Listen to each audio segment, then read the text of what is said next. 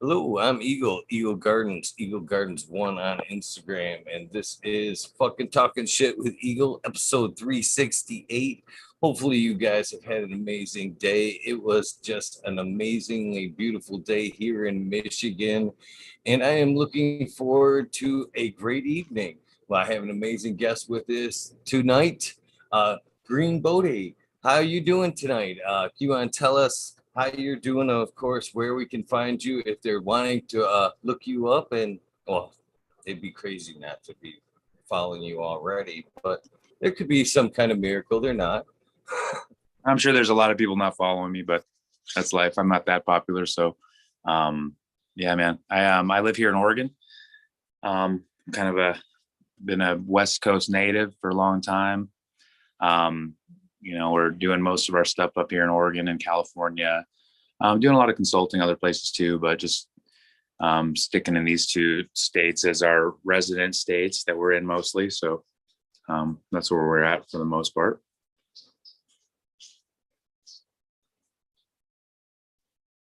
Weather's been really nice. Everything's been really good this last little bit. We just got done with a little snowboarding tour. My buddy was here from Peru. Watasca is his IG, Tosca 111, and goes by the name of Jose. We were just cruising around chasing powder for the last month, and then I picked it up off with my kid and caught some slushy days and just kind of took a little time off, a little family time. So it's been good. Now back to it before the season really gets crushing on hard, but that's what's up. Sounds like a good time. Sounds like a real good time over there, to be honest with you. It's really nice, man. I'm super grateful to have you tonight. I know I said that, but I've been looking forward to this. So thanks again. Right off the bat, I try to be vocal about the gratefulness. You know what I mean? It's key. It's very key, I think. Good. I appreciate it too, man. I'm excited. I like these kind of things. They're fun, They're cool, especially when people are cool and everything goes smooth, So what are you smoking on over there when you're done? Well, I have this little hash bowl that's got a couple holes on top, and then this little glass rod that I heat up and just mush down some hash. I do like a full spec hash, just 45 to 160 U, and just sieve it, and that's kind of how I roll it. Just because it's like it's in between concentrate and herb. It's like for me, it gives you the I can take 20 hits of the best rosin, but still want to take a long hit. This kind of hash, I just smoke this, and it gets me where I need to be, or gets me where I want to be. So it works good. And this is Tenzin Kush that I'm smoking now. It's a Sour OG by 78 Old School Athlete.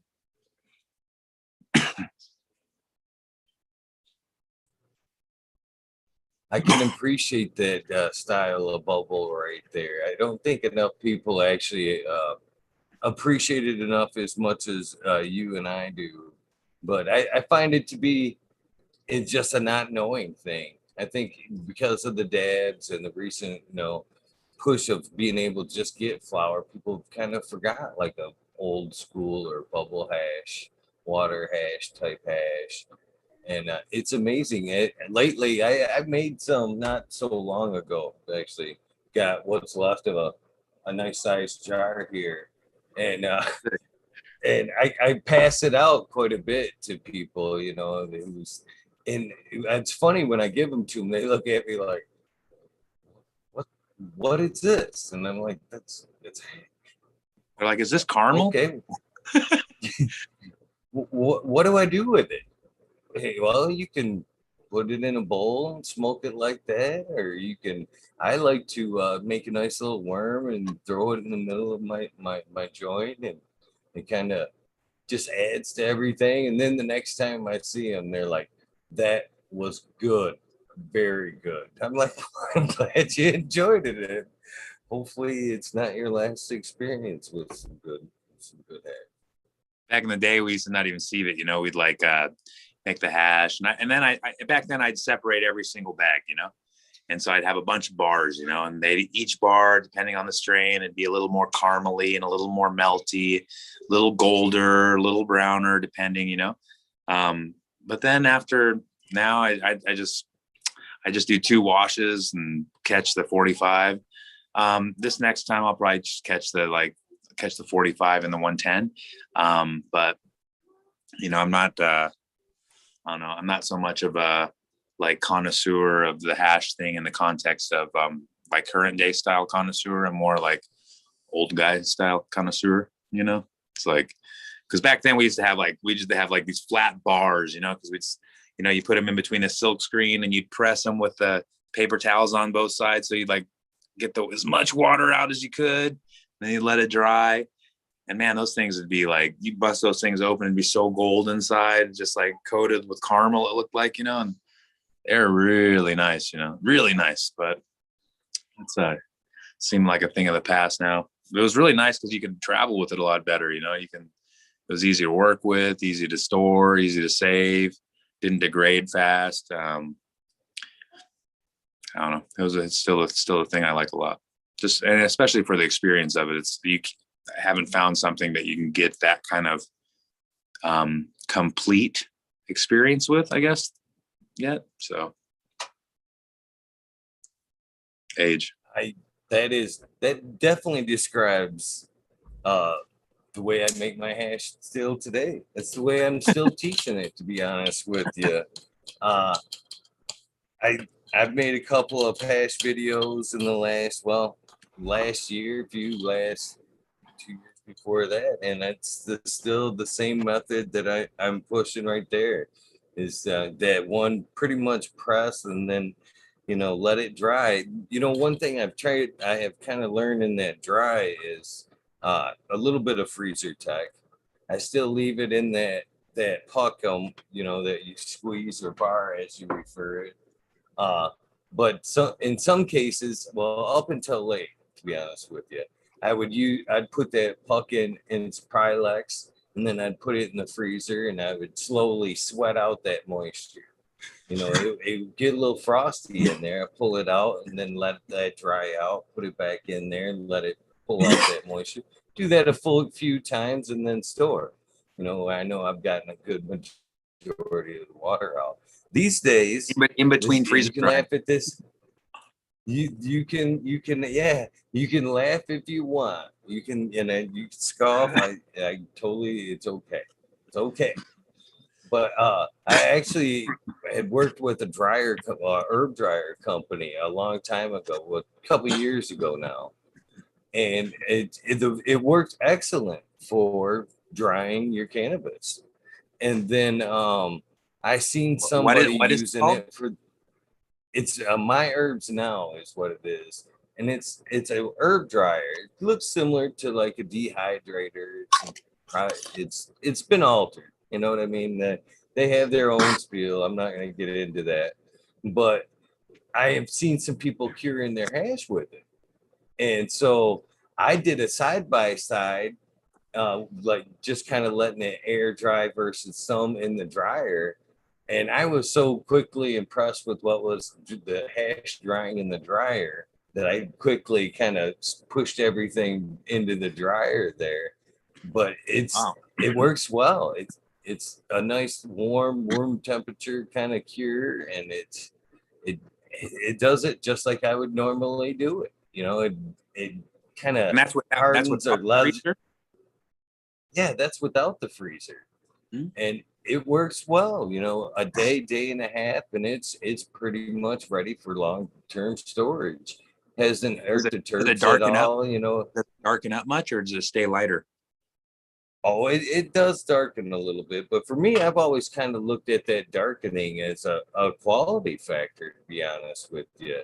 And somebody that's made hashes for a long time, you know as well as I do, if you pull that bar, as you refer to it, out, and it sits around, and, you know, half hour later, and it starts turning brown, that's some quality resin there, you know. And I found if it sits around for like 4 hours, well, maybe it might be a little bit closer to mids. You know what I mean? The longer the browning process to me is a judge of quality, and I don't mind that color myself. For the most part, it's for me, and it doesn't. It's not a sign of quality, to be Well, honest. especially when you break it open and it's like looks like gold inside, you know. That's what I noticed when I like it'll oxidize on the outside, whatever. You crack it open and it's like amber gold inside, you know. And then I love it. I Never love it get when a good shot at it. yeah, you can see it. I love it when you make the balls of them, you know, after they're like all oxidized on the outside and the inside still like clean. It's like totally looks like, you know, Jupiter or something. It's like, so it's got a neat swirl to it. It's cool, like little tiger's eye or something, you know. What are you smoking on? What kind It's nice. of hat? I am smoking on a little bit of Twisted TK and a little bit of Med Grower One's Primal Punch. So it's kind of a little bit of 50-50 with a little bit of some bubble hash here that I'm going to throw in the middle of the mix there. Nice. So usually we start this thing right from the beginning, if you don't mind. So when was your first experience with cannabis? What drew you into this amazing plant? My very first experience with it, I was, I think, 6 years old in Nebraska, and me and my little buddy, neighbor kid, we were cruising in the alley, you know, and saw these plants on this other side of this guy's fence, just like, you know, they're like calling me, you know.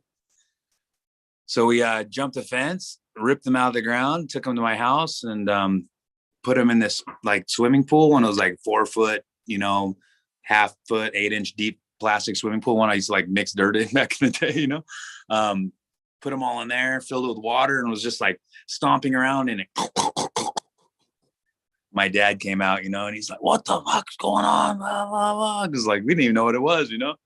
But we're just like basically making hash, you know.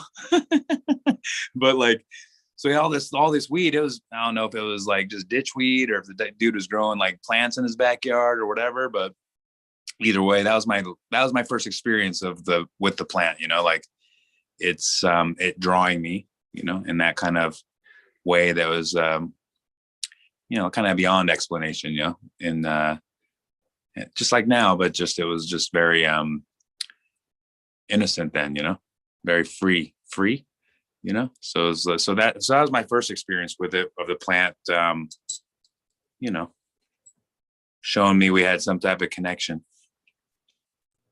An untainted calling, I would call that. Too young to be, coerced by any negativity towards the plant, and that, just a goodwill calling from the plant. It's kind of cool.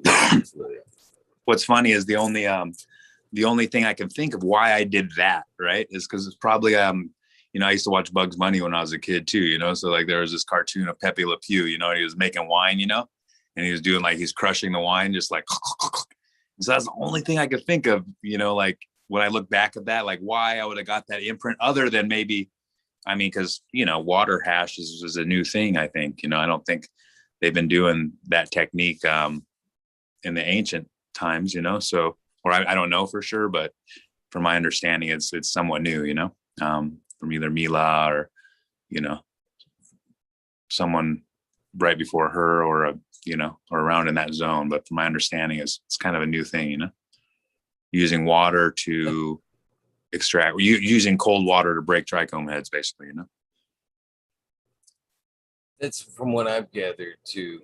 I'm guessing from that phase, like 90s, to be honest with you, like early 80s, early 90s, that type of era is when water hash was kind of introduced to everybody for the first time, at least on a more wider scale. Yeah, I mean, you know, I don't know who invented it, but from my understanding, it, you know, it was Mila, but I don't know for sure who he was with or who they're with, where they're at, what's going on. My friend Jeremy Keki from Davis Hemp Farms, he's filled me in on the story because he's quite familiar with this kind of history, and you know, some of the legends he was with back then, you know? So, but for me, I was kind of, I'm not really versed and caught up in that kind of history, to be honest, but. She's an amazing lady. I've had the great opportunity to have her on the show a couple of times. Oh, sick. She is just sick. a fascinating lady. Her cannabis journey and some of the stories she had to tell were amazing. I can't even imagine, you know, like when me and Jeremy did that Bhutan Glory collab when we first started, he was so psyched because she liked the post and was like liking the posts, and I think she might have shared one, and she's sharing some stories like, dude, Mila's liking this thing, it's so sick. And I was like, really? I was like, that is sick. And then he gave me all the history, and I was like, oh damn, she's like a fucking legend. we're like the children of that generation, almost, kind of, you know, in the sense of, because they were that one right before us that were really putting it out there, it seemed like, you know, because we were putting it out there pretty hard. You know, I'm 46, so you know, I've been doing this growing since I was 24, so, you know, not too long, but a little while. But these, you know, they've been in it like double that, you know, like literally, you know, or life for that, you know. Just hearing some of the stories of some of the people I've been meeting this last little bit, and some of these older legends that have really like laid the road for us, you know, it's fucking cool, man.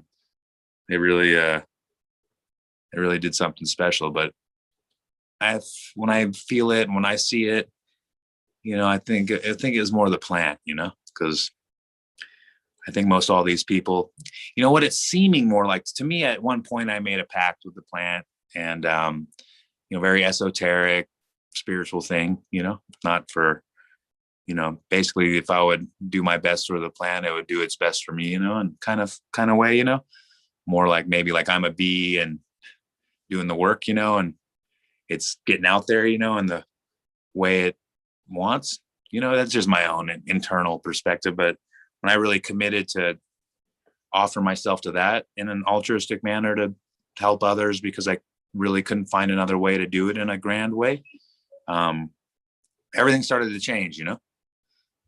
The whole life path, everything started to change a lot, you know. So I can only imagine for these legends that really, I'm sure, had that too, you know, but in a different type of way, their own unique way. But I'm sure, like, everyone I've talked to that's really devoted to this plant in that way has had that thing, you know, where you commit in that way, that, you know, either the spirit of the plant or the collective consciousness of that wisdom plant, or you working symbiotically together, you know, kind of like cordyceps and the ant, but we get to live, you know. It's a little different, but, you know, like, this plant gets in us and gets fully entangled with every cell in our body. It creates, from my perspective, creates a healing aspect that's quite unique, you know. And so if that's happened on a physiological level the way it is, and on the spiritual and esoteric way that we've all felt, you know, something's going on quite bigger. And it seems like the symbiosis of it that's happening is what's really pushing it hard, you know. It's like when you have two notes that harmonize, you know, the sound is nice, you can hear it, you know. So it's something like that, but more deep, at least in my mind, you know. So I can only imagine these old legends in the super outlaw days, like different country, different places, seeking around, searching around, doing the whole thing. It must have been fucking neat, you know. I know, because like I've done a similar thing with my own spiritual path, seeking and that kind of thing. So cannabis was just a tool. It wasn't necessarily the I can't say it wasn't the vehicle either, because everywhere I went, I always brought good herb, and man, it opened up the best doors ever, you know, and really offered me an experience and friendships that I still have that are going to be lifelong, you know. And so there's just a lot to this, you know. So I think once you really devote your life to what this plant has to offer humanity and the collective consciousness of our species, it's, you know, it gets quite special, you know, it gets quite fulfilling, you know, or I'm sure, you know, it's just my experience. So I'm sure those old outlaws from the back in the day were just like on one, you know, because it was like that edginess and egginess of being totally illegal, and, you know, all that just makes it more awesome. Or at least I don't know. That's just how I see things, you know. The herb I tastes have better. to agree. Yeah, it does change when you went from that outlaw phase of it to, you know, the legality of it. You know, in some aspect, it does take a little bit of the fun out of it, just a little bit. Yeah, that riskiness, that, you know, it's that feeling of, you know, having to hide, knowing you're doing something right but wrong. You know, so I do, you know, they had to have just tons and tons of passion for it back then to do it because of the risk. You know what I mean? It's it's a crazy journey. I think that's another thing today, man, that people do need to grow, because even though they may be enjoying cannabis either on a recreational level or a medical medicinal level, until they actually start growing that plant is when, you know, it becomes full spectrum, if you will. You really being robbed of a lot of what cannabis can do to you, for you, in my opinion, if you're not growing it. I mean, sure, there's a lot of benefits for medical uses, but man, there is so many more benefits from the actual cultivation of cannabis, in my opinion. For sure. And that's kind of why I termed this term called intentional horticulture. And, you know, I made that up, I don't know, maybe 20 years ago or 15 years ago. And so the whole premise is working with this plant, wisdom plant, this power plant, giving it your all, every aspect of your intention, every aspect of your being, to do everything needed in the best way to bring this plant to its potential, but not doing too much, you know, because you can overthink it and just straight kill it by being an over thoughtful weirdo, like hovering around your plant. I mean, that you just can watch your plant die doing that. You know, it's like, it's crazy how reflective the energies are and reflective the plant is, you know. So through that process, you really get to see yourself. You really get to see where you fall short, where you're lazy, where you're not aware, where you're not being thoughtful, where you're not being on time, where you're not being diligent, where you're not being, you know, predictive in your forethought. You're being reactive in every way. You know, that's not right, you know? So all those qualities, it becomes path, especially working with this thing that we all love so much and that we all know is healing people. We all know is giving this heightened state of passion and awareness and peace of mind to people, you know? Why? Because of the endocannabinoid system, that this molecule, cannabinoids, they mimic an oxytocin molecule, or at least fit in the same receptor. So when that's going off, then we're experiencing this thing similar to from mother's milk to giving a hug to having sex to whatever, where that feeling, but we have it through this medicine, you know, through this plant. So that alone, I mean, can just bring so much well-being and health. And so through all that process, you get to introspect in a way that's really deep, because, you know, generally the growers are smoking herb. You know, you got a lot of brokers and a lot of, like, you know, trappers. They don't even smoke weed, you know. A lot of these people, these big business people and people, and think they don't even smoke weed. Oh, I get paranoid, you know. Oh, I don't like the way it makes me feel. It gets in my head. Well, why don't you observe what's in your head then? I mean, that might be cool, you know. Observe why you're being paranoid, why you're being self-conscious, why you're being fearful, doubtful, depressed, you know. So all those things will arise with this plant. Why? Because it's trying to show you where your shortcomings are and trying to show you and give you the tools to evolve through it. You know, this is my perspective. I don't say it's true. And, you know, just like the Buddha said, you know, don't believe anything I say just because I've said it out of respect or reverence for me. But just as a goldsmith tests gold through rubbing, burning, and cutting, test everything I say with extreme scrutiny and critical nature. And if it works for you, adopt it. And if it doesn't, discard it. You know, so it's like, you should be doing that with everything, you know, because I could be full of shit and nothing I could be saying is true, you know, or it can be for you too, because I'm just giving my own experience of what I've experienced directly. So for me, it's what happened, you know, and for others that I know it are a, you know, similar perspective also has happened for them too in some ways, you know.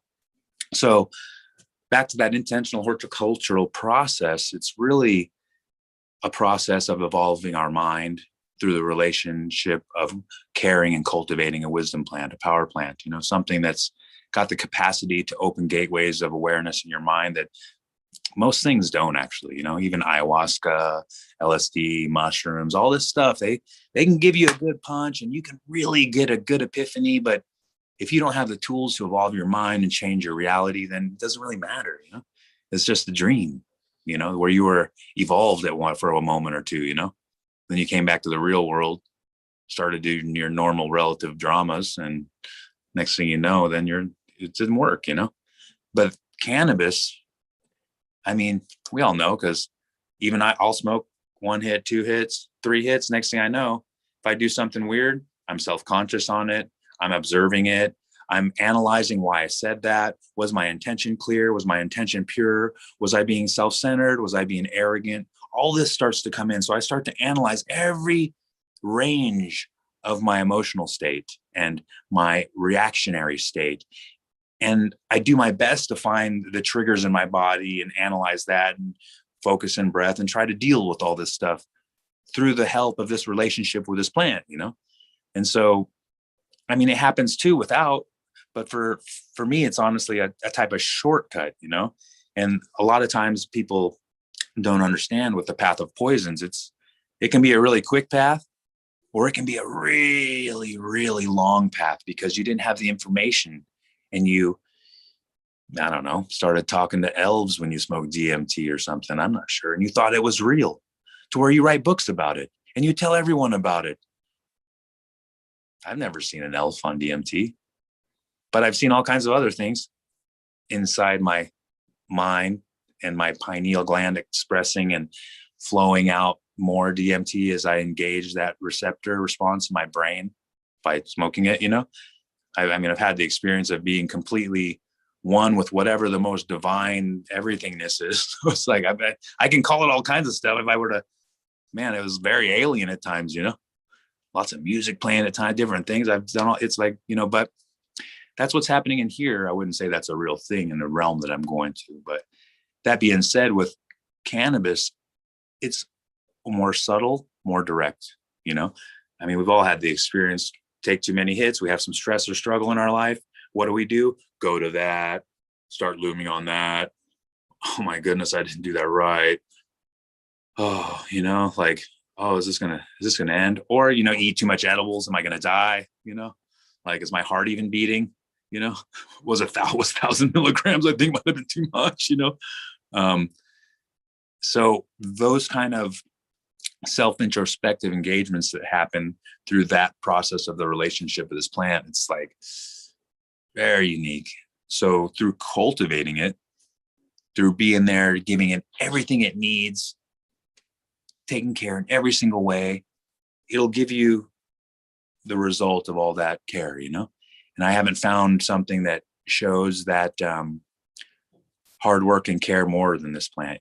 And most people don't notice, do you know what I mean? You see in the rec world, you see everyone's like trims like shit, machine trims, whatever. Most people are growing conventionally with salts, whatever, you know, no care. The customers don't know, they're not caring, you know?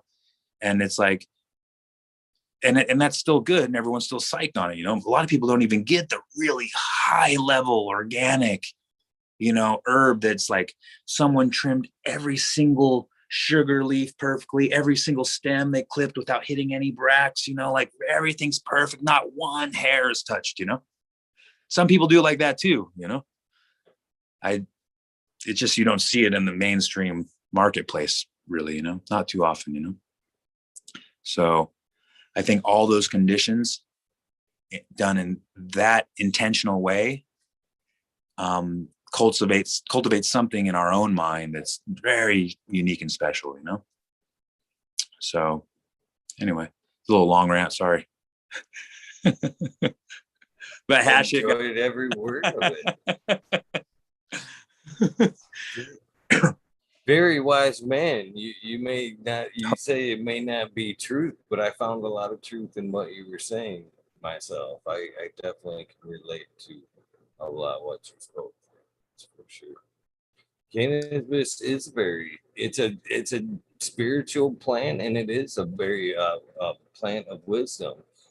What I've seen in the last few years, if I've talked to more and more people about their cannabis journey, you know, it is an incredible evolution. It's taken people from all walks of life, and they may start out growing for whatever reason, but none across the board.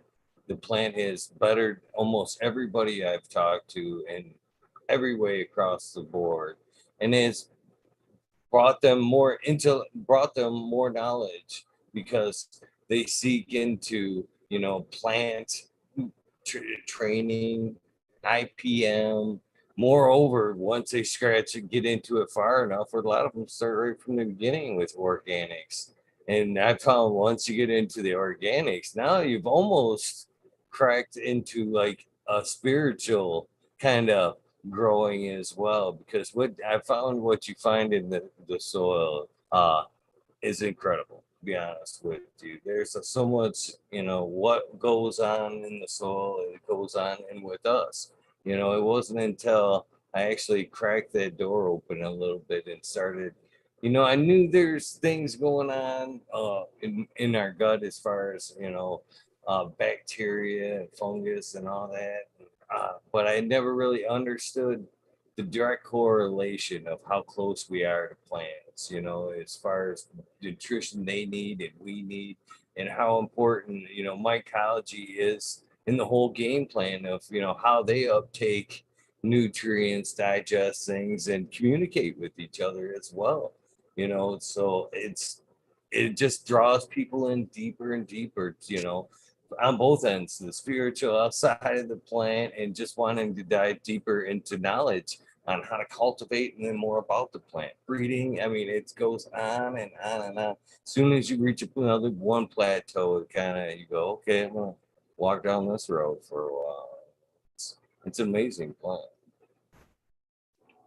Yeah, man, for sure. And it's funny you said that about the gut correlation, because that's how I actually I think really advanced more of my cultivation techniques, because I got kind of sick when I was younger, you know.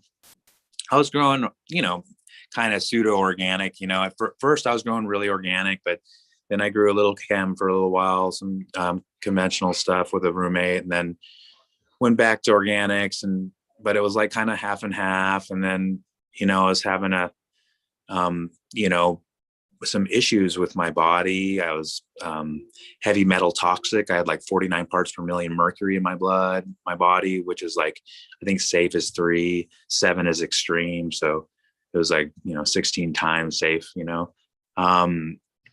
So then I had candida really bad, and I was like, you know, I was really itchy and irritable, you know. I was really just like, it was really gnarly, you know. It was a really weird feeling, and felt like I was going crazy, you know. And even after I started doing a lot of Buddhist practices, I was just still like really agitated and really irritable, and, you know, want to like knock people's heads in, you know, for even just like giving you any attitude. It's just like, it was very strange. It's like, you know, beautiful girlfriend, you don't even want her to touch you, you know, because you're just like, oh, like, so I went to the doctor and was telling him all about it. And he's all, man, he's like, have you ever heard of heavy metal toxicity?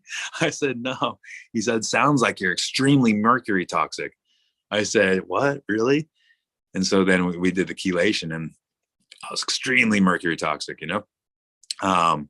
Anyway, So after about 2.5 years of chelations, I got it down to somewhat safe, you know. But anyhow, at that time, I started realizing that I had to change every aspect of my diet, my living, what I was eating. And I was eating okay at the time, but not caring. So then I, you know, switched to trying to eat all organic and, you know, leaving out certain things. They said I was really gluten intolerant too, like a 0.987 on the out of 1.0 on the scale, but I don't have much signs of it, you know, so I would still eat it and whatever, no big deal. And so anyway, I started realizing I'm like, once I realized what was in my gut and how it was working, I started analyzing the soil and the soil biome and all that, what's happening.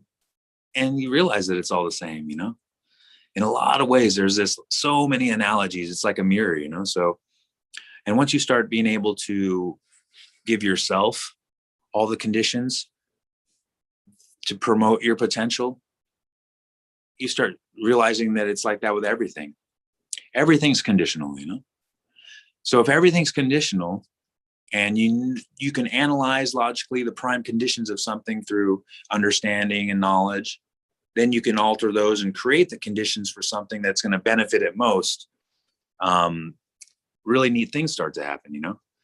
So once I started doing that with the soil, it just like, it really changed. It changed together is what's really interesting, you know, as my understanding of organics, my understanding of my own body and vehicle, once that both started happening together, it's really neat, you know, it's a really cool journey. And it gets quite simple then too. Like you don't have to eat as much, like with organic, you don't have to feed as much, you know, you don't have to give it as much stuff, especially once you're on your 4th, 5th, 8th, 10th round on a container, you know, because that container grows still. And we're just reusing the same pot, just amending every time, you know. And this last time we just pulled the heart out and we didn't just plugged another one right in there. Didn't even like break it up at all. I don't know if I'm going to do that again, but next time I'll probably bust it up a little, but still just use the same mass, amend a little bit in there and then start. And it's just like, you don't need much, especially with things like EM, you know. It's basically like a super lab with extra probiotics. It's epic. I eat it too, you know? So it's like when you can start eating what you're giving, you know, I mean, even it's not like you're, you know, so like what I realized with certain things, once you give your body exactly what it needs, you don't need that much, you know. With the plant, same too, you know, you can get a really beautiful, really amazing thing without all this extra BS that's, you know, kind of destructive actually to the environment, destructive to the plant, destructive to a lot of the life in the plant, you know, in the soil. If you're using soil, if you're using just a regular conventional soilless medium, you know, it's like you add whatever you want life in there. So it's a different style, you know. So I'm not like knocking it. It's just not for me, you know. I did it. It's nice, you know, you get more weed. Sometimes looks way more cracked out. Terps are, you know, less. But the look's there, so the bag appeal is there. And so if you're doing it for money and selling it, it's really good, you know. But if you're doing it for your head, it's just I don't go to the store and, you know, Albertsons isn't my choice of store if I have a choice, you know, just personally, you know. If I'm going to go into the store, I'm going to choose organic heirloom tomatoes. I'm not going to get a hot house, you know, hydro grown tomato. I'm just not, you know. I'm not going to get hey, where's that conventionally grown orange at, you know. I'd rather get some cara like organic dank orange, you know. That's just me, but everyone has their own thing, you know. It's like it's funny you see like Eugene, it's so funny that for so many years you get all these hippies that are like so heady, everything's smoking American spirits, you know. It's like, no offense, man, but you can only be so heady if you like are addicted to a multitude of things, you know. So one thing to balance, you know, I'll take a drag of a cig. I don't care, you know, just the wisdom plant too, you know, tobacco fucking changed the world, you know. The natives, they used it properly, you know, they grew it properly. They used it awarely. What's happening with Marlboro? Yeah, I have a lot of opinion and stuff to say, but I don't know. I know there's a lot of smokers, so I'll just, you know, don't want them to get all mad. Don't want anyone to suffer. That being said, when you start to tailor the conditions of any scenario, if you tailor it in a way that's going to advance that being or that plant or that space or whatever, you know, a lot of cool stuff can happen then, and it happens quite effortlessly, what we've noticed, you know.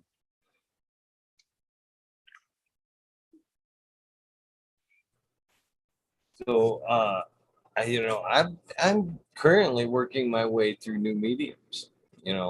I've ventured my way through all kinds, to be honest with you. Probably everything you've listed.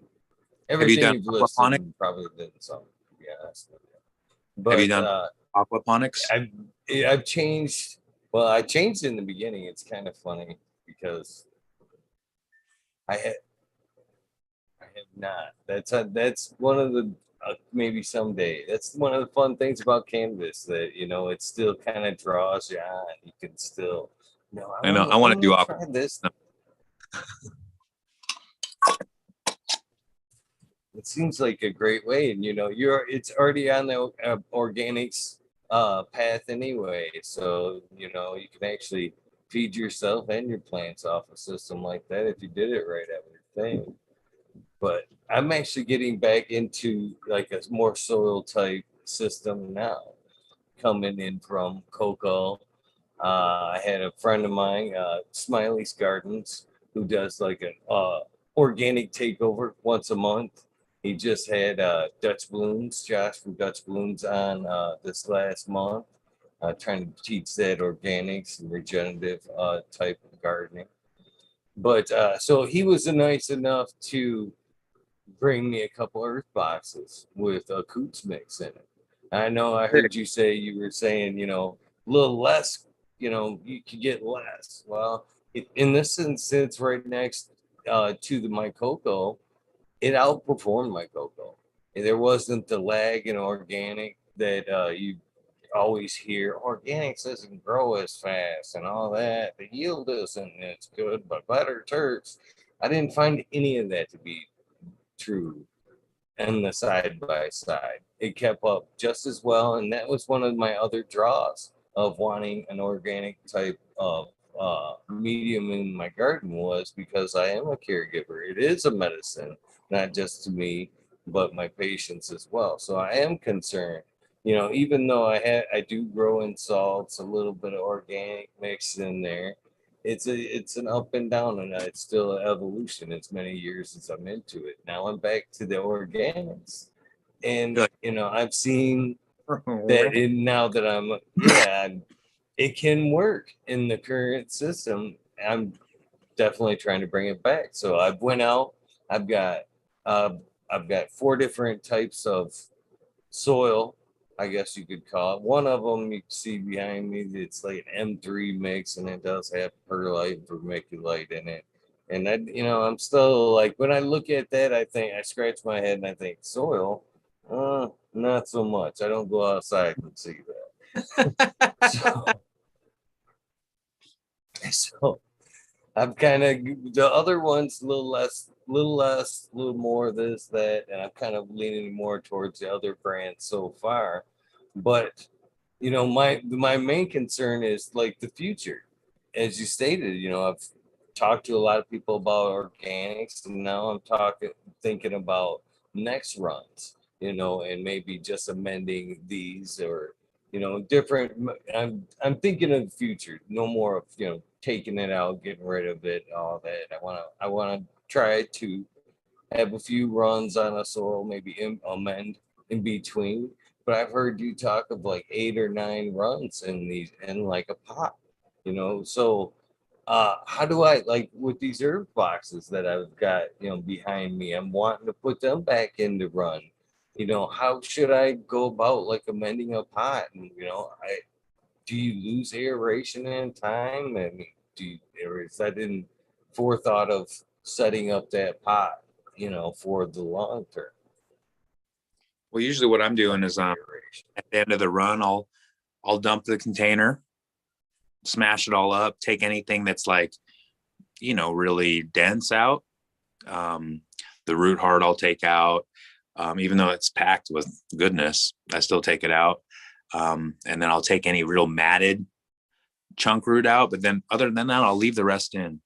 And then I'll break it up, put it back into the same pot, add a little soil on there if I have to, plant, and then I'll top dress. Usually earthworm casting, some Alaskan forest hummus, some, basically some other nutrients that we're making. So just a multitude of different things, like a pelletized organic nutrient. We have a 3-phase thing that we're working with a company that's really just, he's fucking amazing. So I'm not going to tell the name or anything, but it's coming out soon. So anyway, that being said, amend with a little bit of nutrients, and a little bit of gypsum, few other little things, biochar, things like that. But about 1.5 cups worth of stuff, throw that on there, and then just water it in on its first feed after transplant, or first water in a transplant, mycorrhizas, stuff like that on the root mass or whatever. But that's what I do every time. And then from there, I top dress, and if I feel like I need to give them more, I'll give them more. But that's where it's at, so top dress, hit them a few other things, EM, some, hydrolysate, fish or food compost, liquid food compost kind of nutrient, a couple other things, so all like kind of ag products, bigger products that you're getting in like 55-gallon drums or totes or something like that, can't get it in like the bottles or anything, 55-gallon and above, I think, but it's worth it. the ROIs. What about if we're not in pots? Like if it's more of a bed type garden. I think it depends on the size and how compact it is, how big it is, if it can do its own thing or not. If it has the size, it can do its own thing without you having to till or do anything to it, for sure. Smaller sizes, just a lot of the root, the plant eats a lot of the dirt, and it's hard to add enough dirt to counterbalance the root at that size. It seems like when you're using things like,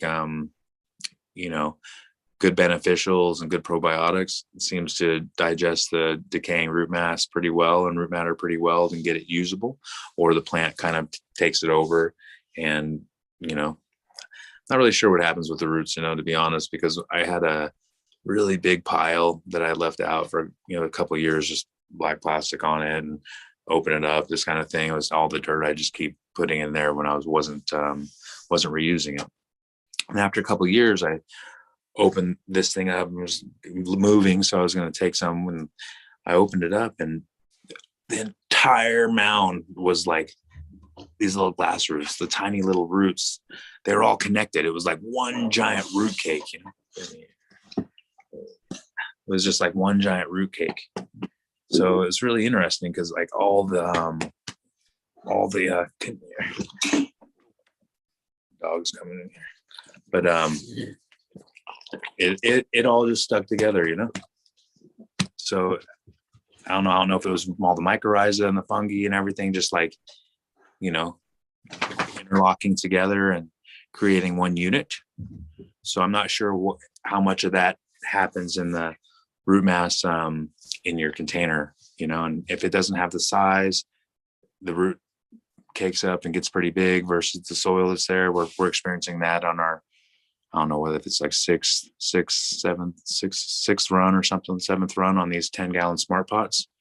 It's they're kind of getting pretty tight. So break them up, take all the root out, add whatever you need to, a fresh soil to it, but like I said, it's 7 runs or something, 6 runs on a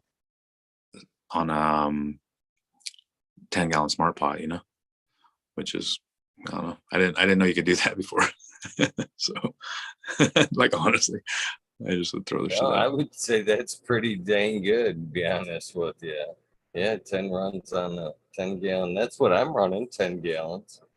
So yeah, So if I could run 10 rounds on that same medium, I'd be stoked. You know what I well, mean? you have to, It but saves a ton.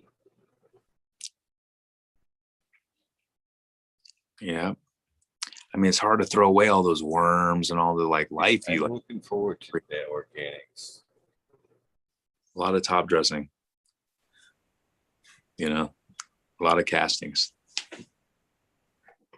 So that's, you say top dressing with castings. The one thing I've always found with the top dressing with castings is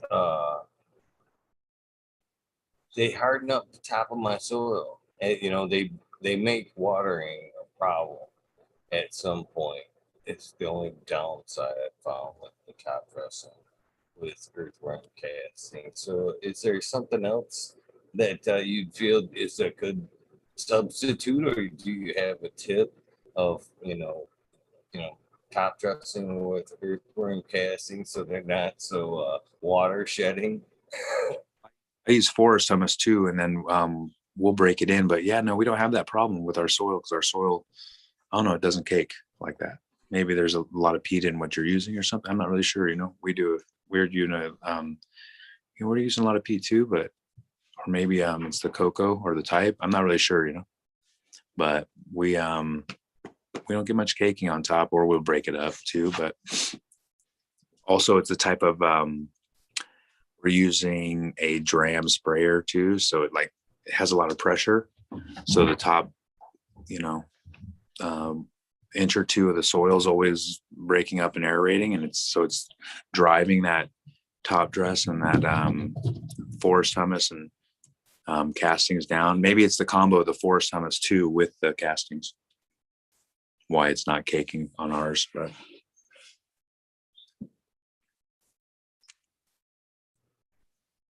Well, I should say it's only get that problem if I let that top layer get a little too dry. That's when I get the water shed. If I keep it at a moist level, it's not so bad. But if it gets to where it dries out even to the slightest, it sheds. I usually will have to go back through and kind of break it up a little bit, that whole top layer before I water, then everything will roll through. But it's probably more or less not watering on point. Maybe I should think about maybe some type of top cover, maybe some straw or something like that after the dress earthworm casting dressing. Keep it moist. I don't know, man. Straw is good for a lot of things. I don't use it, but it has a lot of potential, though. That's for sure. What it holds, it's let a lot of biolife for sure. Especially once you, I don't know, putting it in your compost tea and little bales, little wrap up bales. I used to do that, but just because I heard it produced some type of extra beneficials, but I don't know for sure, man.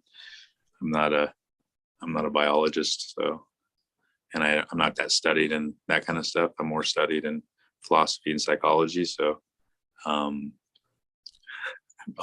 this plant and weed stuff I just did intuitionally. I didn't read any books or anything like that, or I just, you pick up things here and there. Luckily, I was in Eugene, so a lot of the culture is all about it, and everyone's pretty snobby about organics here. It's hard to, you ain't busting out your hydro here, in a party and like rolling a joint of hydro being, and people being psyched on it at the party. That wasn't happening here. It just wasn't. But I mean, I did it, but so you're like, everyone's like, they're all along their heads, It's like, hey, bro, this ain't organic, You're like, oh, interesting. I can tell. That's when I was like, I grew organics for a couple years, just like, went out and dug my soil and amended it and put, cocoa in it and just like rocked it like that, did some teas, and then I did some general hydro, just top feeding into vermiculite and perlite for a year and a half or so. And how everyone would, how receptive people were of that or not, you know what I mean? Nobody around Eugene liked it, So, you roll a bunch of joints that cause you're only smoking that. So you think it tastes good, it smells good. It's chronic. Look at this shit, And these like hippie organic folks smoke it and they're like, it kind of, rubs off after a while, you like to be the guy that's like, even with food or with anything that people are enjoying what you're offering, you want them to enjoy what you offer. You can tell with weed, it's very weird, like I'll bust out a jar back in the day, roll a joint at a party or something. Just because you bust out a jar and it's dank or whatever, other people like trying to bust out their jar, show you their weed, show you how dank their weed is, you're like, no, man, I wasn't like show and tell time. I just wanted to roll a joint, But it's a really interesting thing with the herb, and the ego, and what it does. It's a really unique one with that, It's like really exacerbates it or really like crushes it or like has a lot of dimension to how it works with the ego of the mind of the cannabis user and grower, I think that it seems only natural for me for cannabis and psychology to kind of go hand in hand, to be honest with you. Do you find that to be true? And do you find that of other people in the psychology field that are they open to cannabis as well? In the Western psychology, yes, but in Buddhist psychology, they don't consume for the most part. None of course, none of the monks do. And, but I've given some of them CBD medicines for multitude of ailments, and also their friends in India with like epilepsy and stuff like that, cancers, things like that, asthma. And there's micro amounts of THC in some of that and a little more in some of it too.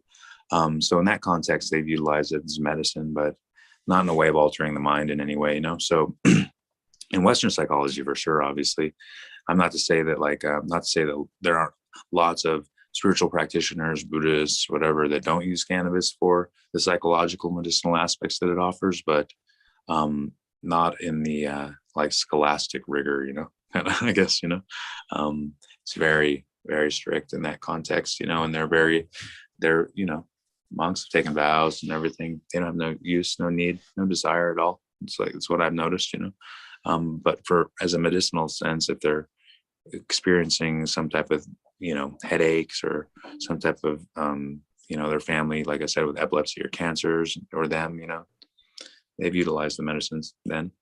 For psychology, like a lot of my friends, we're all kind of, similar, like, they're definitely introspective people, good people, trying to analyze mind of themselves.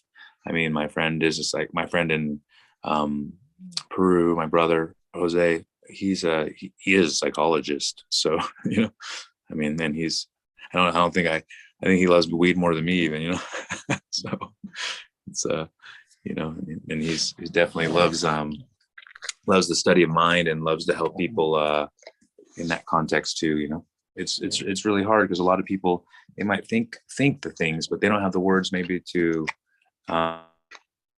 most clear, and if you can help them sometimes if you do have the words to the experience and share an experience that's relative to their experience, it can offer a lot of help, especially if you can talk them through what you experienced and went through and your sufferings or your elations or whatever, and they can relate. It's quite beneficial. So I think it's like that because since I was a kid, or 18 at least, I'd be rolling a joint. I'd be the one rolling the joint at the party, or it's like that. So you if you're the one rolling the joint, you light the joint, you pass the joint, and then it's like this thing starts to happen, right? And so what I noticed over the time, you doing that a lot, it creates a lot of possibility and chance for communication, right? For for helping or arguments, one or the other, debating or laughing, whatever. It's like lots of stuff can happen. A lot of cool stuff can happen too, And so in that, there's a lot of mind stuff that's happening, a lot of social dynamics happening, a lot of communication dynamics happening, a lot of our own insecurities. You know, I used to have very like high amounts of social anxiety, you know, so that's why I started using cannabis, because I would get so nervous, and I use that to kind of make it more nervous. But then that would calm me in some ways, you know. It would get me to see all these conditions more clearly, and I would throw myself in, and I'd smoke herb and then throw myself in like that because it'd be more awkward, you know. And then I would just have to cope with that uncomfort, you know. And so that has its own unique path to it too, you know. Even like I did this talk at the called Toke Talks, you know, and it was at I think it was at the Aladdin Theater in Portland. There's a lot of brands in Oregon there, like 14, 15 brands there, all speaking, you know, and I didn't realize it was going to be like 400 or 500 people there, you know. I think it was sold out, and like I was like, oh no, and I was one of the like headline speakers, you know, and I just didn't speak before. I asked the guy that was putting it on not to put me on before or after Jeremy Plum, you know, because this guy in Oregon named Jeremy Plum, he's very eloquent, scientific kind of speaker, you know. I'm like, oh man, I'm not that, so I didn't want to come after him because I always really enjoy his talks, and I'd have felt like I would have like dudded after that. So luckily he put me before him, you know. But either way, I was like kind of nervous because I'm walking around, seeing everything. A lot of people there, everyone on stage making everyone laugh, you know. It's like a comedy hour, you know. I'm like, fuck, I didn't even prepare anything, you know. I was like, oh no. So I was kind of stressed out, you know. So then I started microdosing LSD, you know, because I'm like, man, because I never spoke on stage like that before, like did any big public thing like that. So I figured, you know, if I start microdosing a little acid, by the time I came on, it'd be kind of awkward, you know, and weird, you know. And so I'd figure like, oh, it feels like then it'd be really weird and awkward. And then I figured if I could pull it and pull that off like that, then anytime I had to do it in the future, it was going to be easy, you know. So I just started like, you know, I don't know, maybe I took one hit total, you know, but whatever. So I was like really getting kind of nervous, sweaty, you know, like it's coming on. I'm like, oh man. So I was like, oh, screw this, you know. So I went out in the van. I had this like 96 old Ford Econoline. I still have it. Actually broke down yesterday, you know, on the way to Portland, you know. I had my motorcycles in the back. I was getting tuned up for the kid, you know, and thing broke down. Had to bring another vehicle. It was very funny, you know. Anyway, so I used to just only have this Econoline van, and I had like the bed in there. It was like I had my whole setup in there, you know. It was like total kidnapper van, you know. It was crazy, you know. Anyway, so I just went in there and like did my practice, you know, and I have a lot of stuff memorized. I was just, you know, reciting all that stuff and just kind of focusing on. I was like, oh man, I was just kind of calm myself down, thinking I'm like, oh, I can teach like quite a while on each one of these verses, you know, and each verse is 4 lines, and you know, I'm, you know, reciting stuff for like an hour, you know, and I was thinking, you know, I was like, it's all right, you know, it's just gonna happen. It'll be chill, you know. I just had to think of one thing, you know, like I'll just get one kickoff line, you know. So, and I was just like, oh, so I just thought, I was like, well, I came out and I said, well, if I were to known there were going to be this many people here, I would have prepared something, you know. And everyone's like, ah, and then I was just like, and I rolled into it, you know. It was funny because there was supposed to be a clock at the end of the stage, you know. And so I know how long I only had 10 minutes, you know. So when I went out there, I'd know that like what's up, you know. So I go out to the end of the stage where the clock's supposed to be and look off the stage, and it's not there. I'm like, sick, you know. And so then I just start whatever. Sure enough, I'm going to end it, you know. And like when I'm going to end it, I'm like, someone bobbled the mic and like kind of looked like a kook, you know. And I was like, I don't want to do that. So like had so much focus on putting the mic in the mic stand, you know, like I was like looking in there, put it in. And it was so funny when I rewatched it, like, you know, months later, you know, on the TV, on the YouTube or whatever, it stopped like right at 10. I did that like right at 10 minutes, you know. So I was like dialed on the time, you know, but and it was very funny, you know. It was such a relief to be done with that, because I mean, even these like podcasts are kind of like, you know, interesting, but when you're like, got like, and a lot more people see these too, but it's like when when you see when it's like all those people staring at you, like, make me feel something. It's like eggy, you know, feels weird.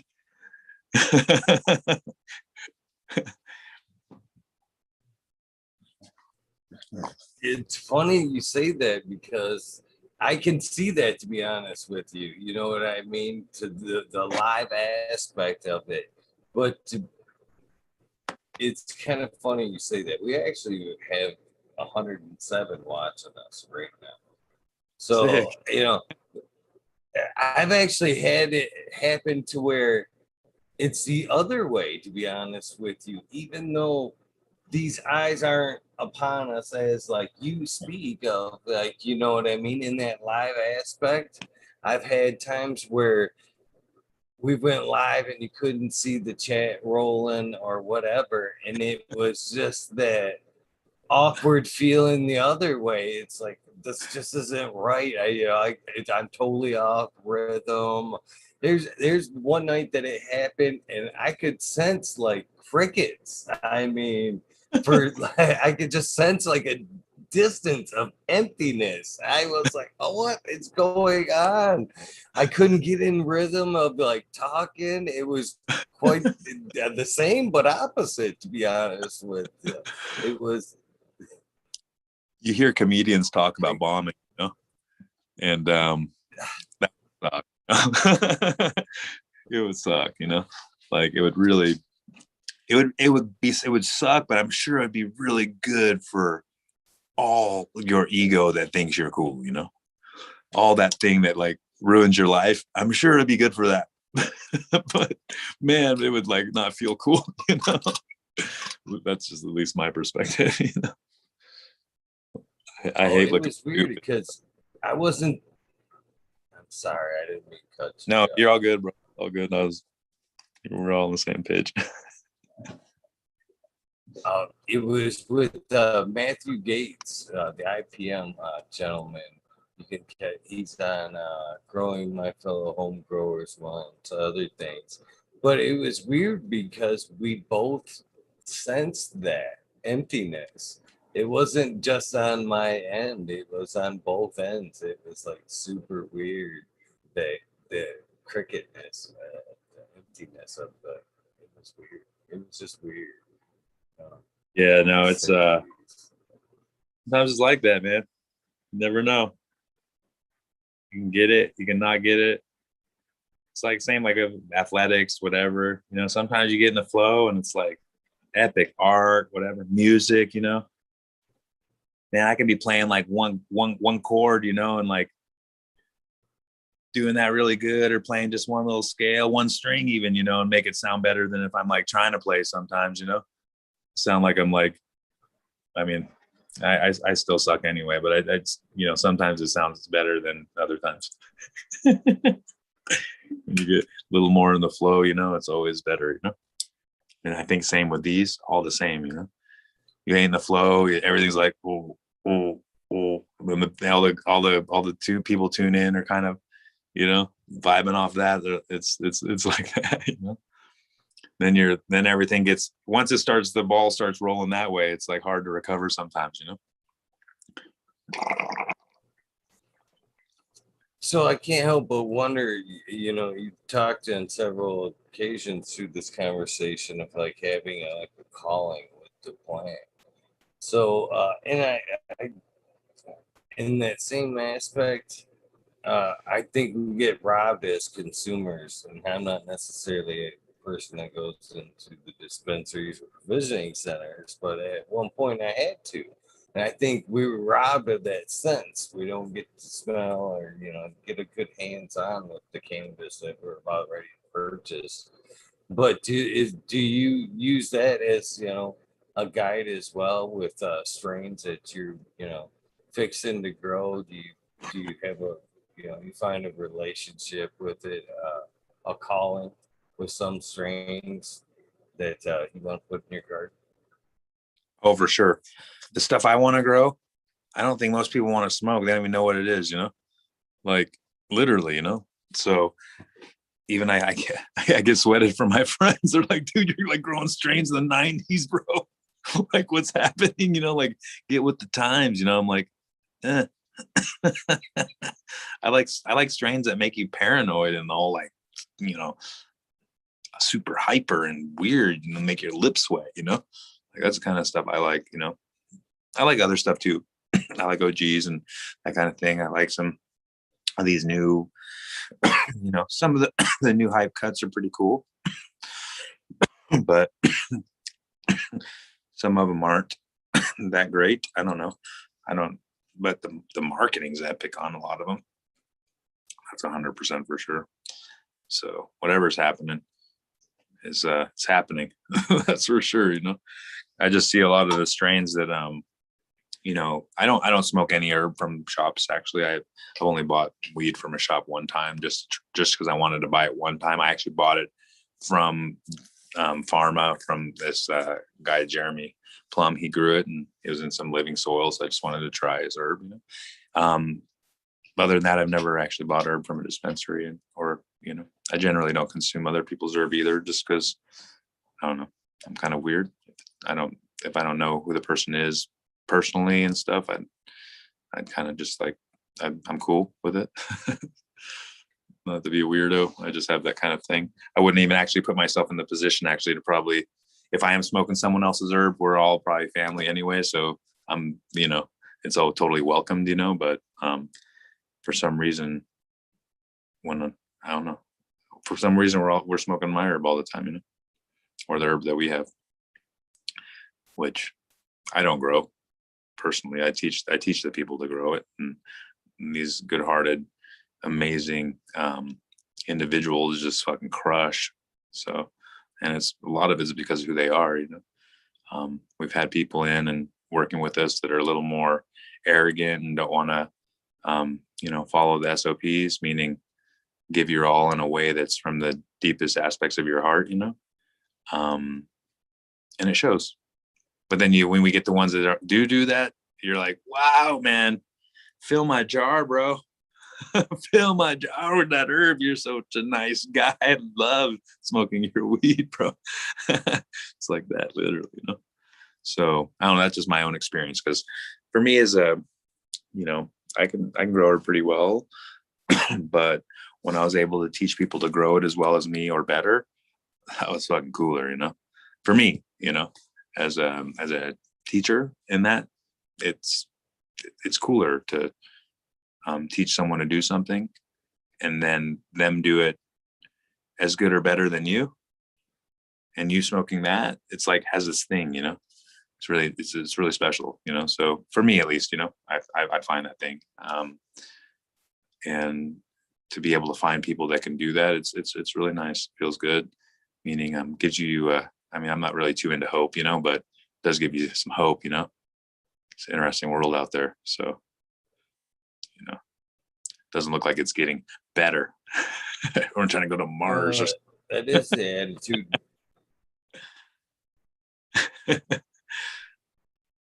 That's the attitude we should all have about sharing the knowledge that we've acquired. And I've been guilty as well for many years of that, to be honest with you. Use what you've learned as a tool to get ahead. Well, I found that to be in life a negative, to be honest with you. As I've gotten older and I look back, I think, man, what a mistake. What a mistake. I could have been teaching what I know, and then like you say, learning back and forth. There's that open source of knowledge, There's nothing wrong with somebody taking that idea you worked hard for and then improving on it and taking it to the next level.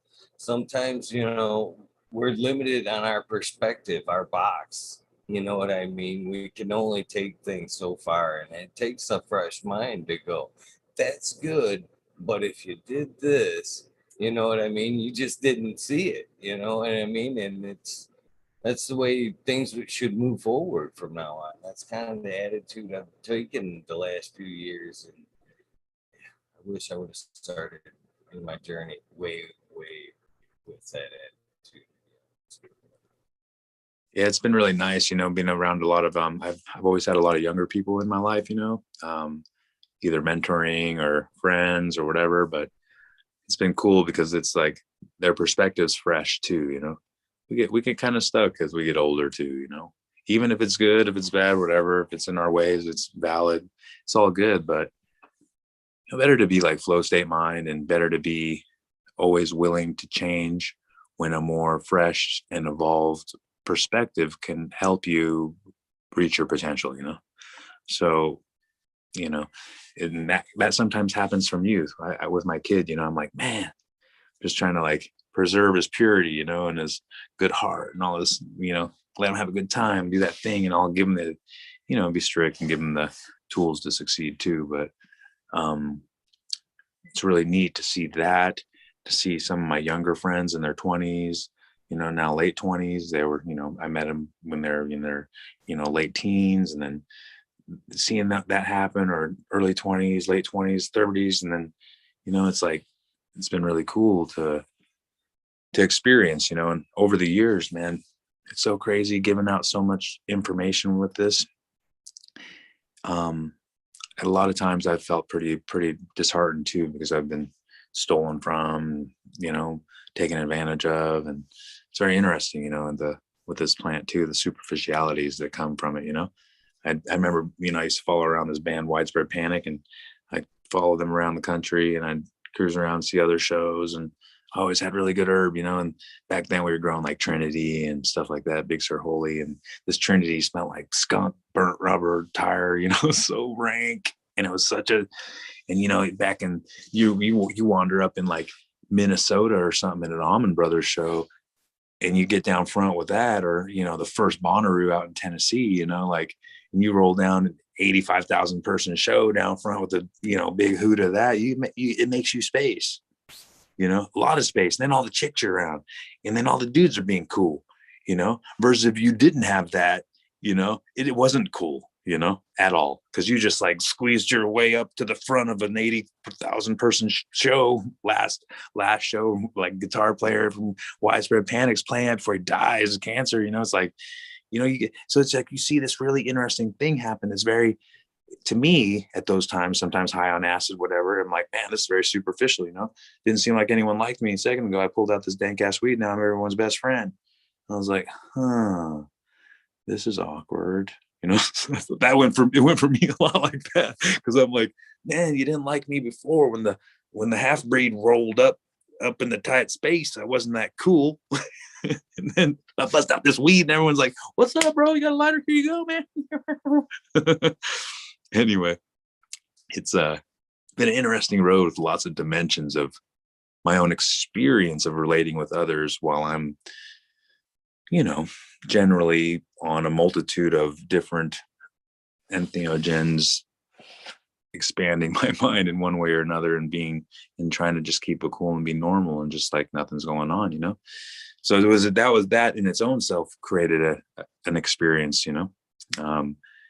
And it was quite fun. And the plant sometimes, you know, herb kept me grounded a lot, but also then accentuated things to where it gets awkward, you know. So if you can utilize all those experiences, you know,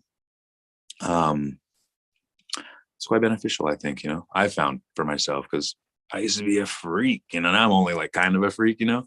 But when I was younger, I wanted to be a youth pastor, you know. And then I turned away from that, and, you know, because, you know, I had a really special experience happen, and you know, this Christian reality or whatever, you know. You know, if you were to say what happened, he's blessed by the Holy Spirit, all this kind of stuff. But, you know, I woke up this morning, I was 17, you know, and went to this revival the night before. And this guy, Timothy Sherman, you know, he was a speaker, you know, and he spoke for like 3.5 hours, 4 hours, you know, just like blew my mind. You know, he's talking about, you know, talking to Jesus and the devil high on acid, you know. And I was just like, what? This guy's fucking insane, you know, like he's just like giving his testimony before he like became born again and all that, you know. So anyway, I was just like, fuck, man. So that morning I woke up, and I was all like, the next morning, buzzed up, you know, like all hair standing on end. I was all tingled out. And I was like, told my girlfriend, I was like, hey, because she was living with me, you know, and even though we were in, you know, what were we, 17? my parents' house, you know.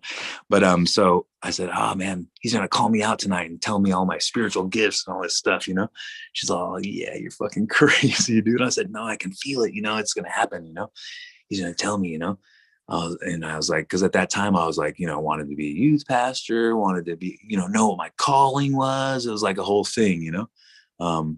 So anyway, I go and I just keep telling, I was like buzzed up all day, you know, just talking about it. And sure enough, go through the thing.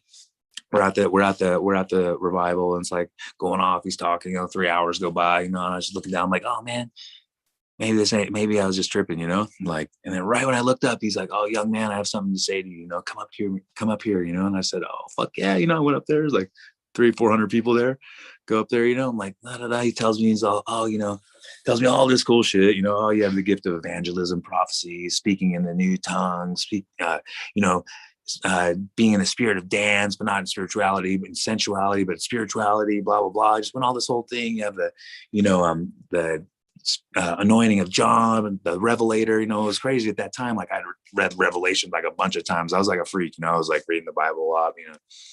So anyway, I had this experience happen. He's all, you ready to accept the Holy Spirit, all this stuff, you know. I was like, oh yeah, whatever, man. I'm like open, you know. I was like, it wasn't like no Benny Hinn thing where he was like throwing people across the room or nothing, you know, but it was like so much energy, I think, you know. And I don't really know, because right, you know, at this point, I don't believe in God, you know. I believe in something that's way beyond that description, you know, like way beyond, you know. So, you know, I believe that what I felt was a part of that thing that's way beyond the description of anything that can be described on earth, you know.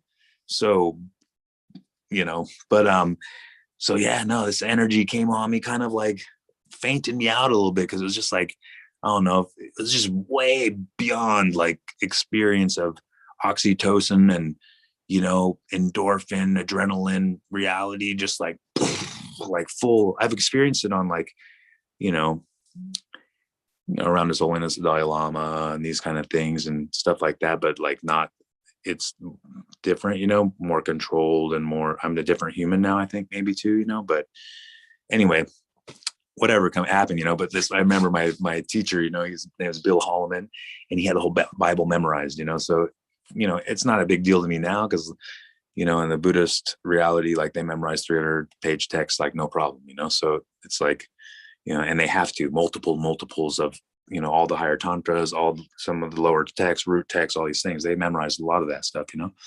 So, but then at that time, I was like, wow, man, whole Bible memorized. So it's like, he's an honest guy, you know, doing the right thing. He told me, he's all, man, John, it was the weirdest thing I've ever seen, you know. He's all, you're like falling back and you're about to hit this chair. And he's all, you're falling like a leaf, you know, and you're just like moved right out of the way of it and just like slowly like rest right on the ground. He's all, it's the most insane thing I've ever seen. And I was like, weird, you know. So anyway, fast forward a little bit, go to my church, my other church, you know, that I was like going to, and they like start judging me, you know, because I was like told them, because I was all excited, you know, got my spiritual calling, you know. I'm like, fucking gonna like got my thing, you know. They're like, whatever, you know. It was just very strange. I was like, you know, I'm the bad kid because I just want to have sex with my girlfriend, you know, and of course we're gonna go to hell for that, you know, and stuff. So I was like, man, this don't fit my fit my reality, you know, where I'm at, you know. That's my work for everyone, this realm and stuff, and that's great, you know. And I see a lot of awesome benefit, because I had this experience that was just like, you know, gave me like I didn't have to fear death anymore kind of feeling, you know. And so, like, that being said, it wasn't for me, you know. So I was just like, felt really judged, felt like this, and I just like pulled away, you know, really hard. And then I'm like, oh man, I'm gonna change the world still. I'm gonna go back to what I wanted to do before. I'll like go into the Green Berets, like be like best killing machine on earth, like I'll be the best hero ever, you know. So it was like, then I went to that direction. So I started training, and, you know, I was already like training a lot of martial arts and these different things, but I was, you know, really starting to set my sight on that. And then, you know, didn't, you know, thank goodness, because, you know, I wanted to go like Green Beret, Delta, retire, be a mercenary, like killer, just kill bad guys, you know, like it's like fucking crazy person shit, you know. So anyway, then I was in Georgia, you know, and this kid didn't give me, I bought, but he gave me a 10 strip, of LSD, but it was actually a 30 strip, but I thought it was a 10 strip because when he gave it to me, it was a 10 strip, but it looked like a fucking Wrigley's piece of gum, it was like big rectangle, so I just cut like 10 rectangles, I don't know how many, I took like 2, I think, or something, or I don't know, 2.5 or something, I don't remember because I thought they were just regulars, and I got so lit, like really lit, so I was coming down, and when I was coming down, I watched Tim McFarlane's Spawn, this cartoon, very trippy. And I was like very tripped out, because I was like on like fucking 6 acid or something, I don't know. It was like that, everything was like, it was like fucking trippy. So I was watching this cartoon and it's very trippy too. It has like a lot of this weird, it goes red and all this weird, like, trippy cinematography to make you like, make it weird, more trippy, at certain times when it's all getting all intense and it's like that. So I don't know if you know what it is, but it's this guy that's basically, Green Beret, he's like special forces, fucking killing machine, Anyway, gets killed in battle and on his way descending to hell, he sells his soul to this clown-faced devil, and just to go back up and see it, it's like a wife and kid, and when he ascends back up, he's like this fucking demon, Spawn, and he sees his wife, kid, of course, they're like, wow, it's like, but anyway, I was like, holy fuck, that's gonna be me. And I was like weird epiphany, and because this clown-faced devil run the like war machine, tobacco, alcohol, oil, military industrial complex. It was like embedded into all that, and there was all this weird psychological, like in and I was on 6 hits of acid too, so it might have been just my head, but like it just felt like that. So I was like, fuck, I ain't gonna be that guy. And then I moved to Eugene, and started, just so happened I'd come in contact with a friend that had some really good herb and some really dank Trinity, and fuck, I was like, what the fuck, and then a year later started growing, so that was kind of like I was a long-winded snapshot of my early teen youth. All in that process, I was kind of a rowdy kid, rowdy guy.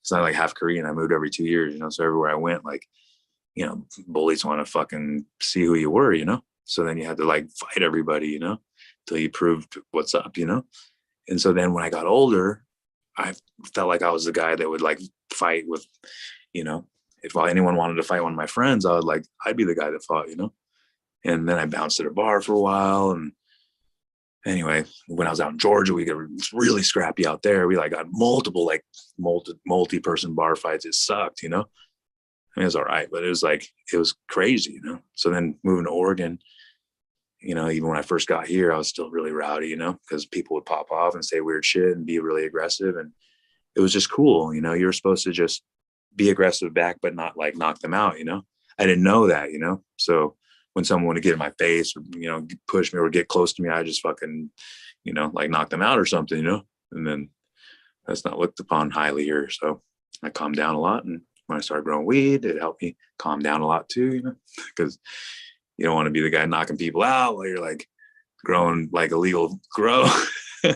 So, and you get nicer anyway. And realize, what I realized is, my dad told me once, after I got in a really big fight, and it was at the bar because, I was a bouncer there, and I got in a fight with 3 Yugo wrestlers. And so I got this scar on my chin, because I was scrapping with a couple of them, and then turned, and the heavyweight guy, like full on overhand right to the chin, like knocked my whole chin off, it was like my whole bone was hanging out, it almost knocked me out, it was like my fucking, these white flashes were happening and all this like sound, wow, wow, wow, and I was like, I just like fucking switch flipped, and I thought I was going to die. So I just like went crazy, just started fucking blasting everyone around me, punching like crazy, anyway, my dad's like, man, one of these days you're going to get into something that you're not going to be able to finish, and that's going to suck. You should stop while you're ahead, I realized really it's like most of these guys that want to start shit with people, they can't really fight well, they're bullies, no one stepped up to them, I'm not the biggest guy. I'm like 5'10", but I'm built all right, but usually a lot of guys that wanted to start shit with me are like big guys, 6'3", 6'2", bigger, trying to punk you, I'm not cool with that, So I used to get lots of scraps. Now I don't. I'm changed a little bit. There's nothing wrong. There's certainly an evolution with life. You know what I mean? I think we're actually meant to go the path where we take for a reason, to be honest with you. And there's a meant time to where we come into our own.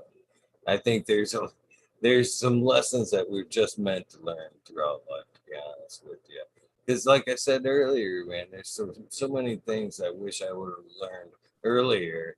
And then I look back and I would go, I probably needed to learn that lesson, as I look back and look at some things. So, Well, I say there's definitely a path. For sure. You know how a lot of people say, oh, it's destined, you're destined to do that's destiny, Well, actually, like from a Buddhist perspective, karmically, it kind of is to some degree, because there's so many conditions that are propelling you and everyone around you, and all, even why you like blue, why you do this, why you do that was through all these conditions, So all this conditioning, all these actions, we're going to like the things we like, almost like it happened without us even choosing it, So it's like really like where we're going now, it's happening through, there's so many conditions happening that to derail that, it's like, so it's really kind of like it's going to, like you're saying, so we all have our path, like His Holiness says, oh, as long as there's 7.6 billion people on earth, there's that many individual spiritual paths, we all have this like unique experience that's, from my perspective, it's based off our actions, So we have to learn all of our stupidity, like the results of that, like I drank ayahuasca like 30 sometimes, and some of those times, man, were like heavy, like, kind of like when you eat too much acid, and you die, it's like, they're like those times, or at least, I've had some of these experiences too, where maybe you have the vial and you share with everybody, but then every time you share with yourself. The next thing you know, you're fucked up, can't hear, kind of like not thinking very good, especially because you can't hear and you can only see like 10 feet in front of you, because everything else beyond that's like fucking mush fractal world, it's like, it's kind of like, and then you go back to the hotel and you're like, you can't breathe because you're like having an anxiety attack and you just fucking pass out, it's like those type of experiences feel like you're dying actually, like straight, for me, I'm like, oh my God, what you're experiencing, man, I'm gonna be nice to my parents. Whatever, you know what I mean? It's going through your head. Wish I would have fucking hugged my dog one more time. No, I'm just kidding. It's more extreme than that. Hopefully, they evolve too, like honey with ayahuasca, the difference of ayahuasca versus LSD for me, man, one's like, LSD is like, you're gonna burn in hell, you stupid motherfucker. It's like, it's like all like really gets kind of scary when it's like, getting trippy. Ayahuasca's like, oh, you're such a stupid fuck, but you're not gonna do it again. I love you. I'll take care of you. It's like a different type of thing. Just throw it all up. It's like a different type of vibe. For some reason, I don't see like, scary hell shit on ayahuasca, but on heavy acid, it gets pretty dark sometimes, So, and sometimes on heavy acid trips, I've had this like pulling, of like the dark side, like wanting my energy and all that to be on its side, but I'm fucking not that, but like what I notice is the dark's always like, come on, bro, give you everything you want here, bro.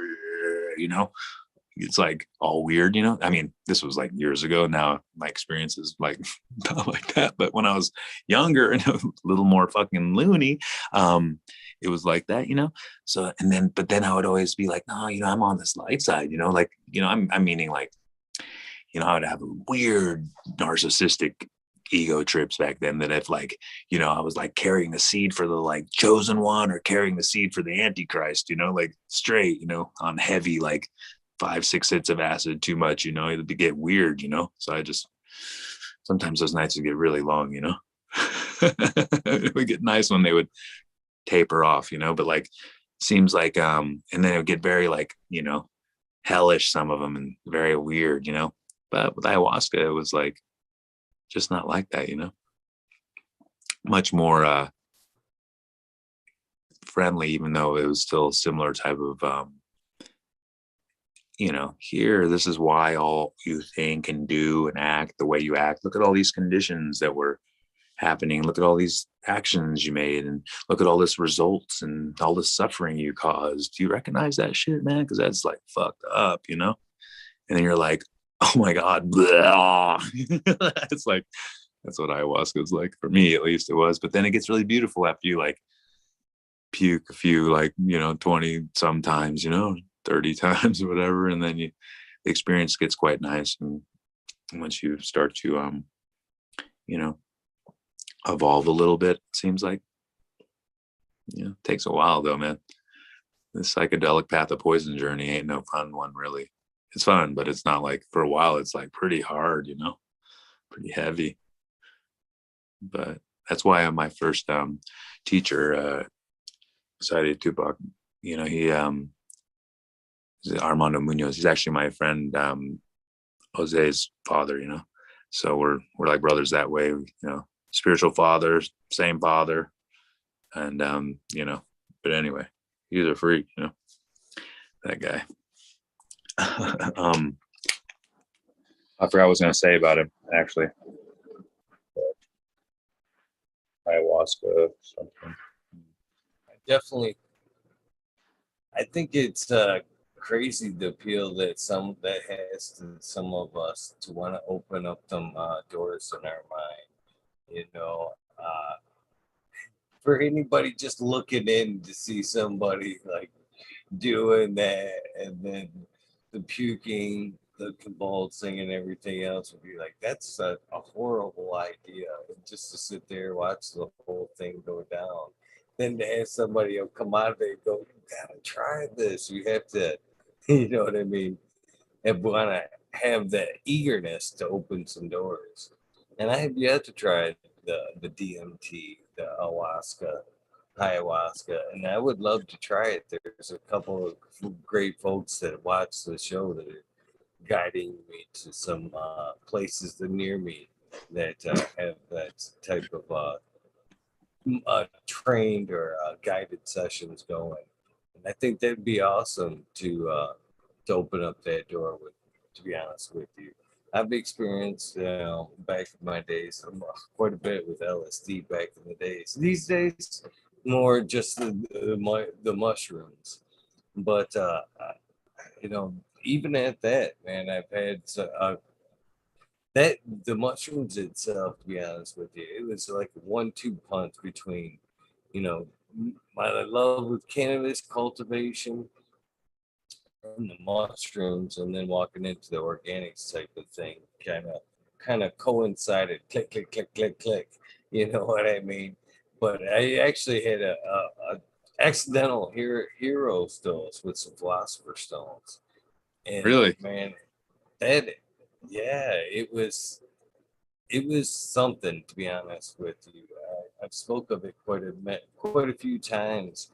What happened in that night wasn't, I didn't see like a vision per se, but it was more like a digital, I would say almost like a download type experience, to where everything came like to a revelation, things that were going on around me and some things that were headed my way, and then immediately after that experience, not only did I see these events around me unfolding, and some of it already being true, I started seeing like angel numbers, 111, 222, very prevalent. and to the fact that, you know, it was like coincidence at first, and it got to be so like in my face. I couldn't turn my head to it anymore and start looking into it. And then, you know, it just, you know, organics, the microbes, like I said, looking into the soil, things change as well. And, you know, it just keeps evolving. But that night with the mushrooms, it was a wet dose to a dry dose. And that's what got me. And it was an incredible night, man. It made me look at myself in a lot of ways. It made me, you know, kind of look at a lot of things. And you know, it was a very. I'm glad it happened. To be honest with you, I felt at looking back, it needed to happen. To be honest with you, and, The yeah, heavy trips are the best trips, some man. of the things are. Yeah, I said the heavy trips are the best trips, that's you know. it was a good one. That's for sure, man. And it what happened that night, I kid you not, everything that I sensed that night didn't end up unfolding, to be honest with you. It was crazy. And then as far as the cannabis thing, it was even at that time. I've been in cannabis for a long time, growing this plant. I mean, it's my story is irrelevant to what's going on now. But there's come a point where I kind of went in a direction, told myself this is what I'm gonna do. I'm serious about this, and this is the direction I'm going. And actually, at that point, it was like passing seeds, selling seeds, meeting more and more people. I seen the impact it was having, and I was like, all right, I'm all in. And then life passes, and I seen as life got a little bit cloudy lately, I seen the numbers kind of fade a little bit. They weren't there as prevalent as they were. And then I actually had a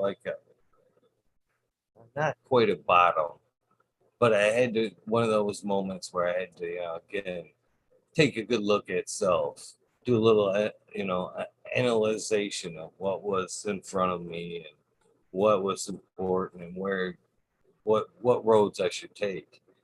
And that was a renewing in this project. I told myself again, all in on this thing. And again, as soon as I made that commitment with myself, I put it in my mind and in my heart and put it out, the numbers came back. The numbers came back just as prevalent as when they first appeared. And it was weird to kind of know that, you're on the right path. It's weird how the numbers have worked with me, but I contributed to that door being opened through that psychedelic experience, which makes me all the more open to want to to see what unlocking with some DMT or some ayahuasca could further you know expand some spirituality and some knowledge in my life as well. Yeah, man, it's been a really interesting path with it, you know. Like that's why I was getting to earlier, you know, with my first teacher, my friend's father. That's why we started studying Buddhism, is because that's I actually met it in Peru. You know, that's where I come in contact with it is through him. You know, because we utilize this information so we can make sense of the experience. You know, and to have a solid core foundation of knowledge, psychological understanding, and epistemology that really can give us such an amazing framework and tool to restructure our mind after you delete it, you know. Because for us, you'd say, you know, he's like, man, right now your brain is full of all this information that you don't need. It's like a hard drive that's full and your computer's not working. So you need to delete some files and make some room so you can memorize some stuff. Here's the stuff. And that's kind of how it started, you know. One experience there's very, very huge, you know, but there's this Ollantaytambo ruins in the Sacred Valley of Peru, right at the tip, you know. It's where you get the train to go to Aguascalientes, where Machu Picchu is, you know. But anyway, there's a sacrificial rock there at Ollantaytambo ruins. It's quite big, you know. I think it's like 12 feet by, you know, 10 feet or something. Cut out for a human body, you know. You mold. Very trippy, you know.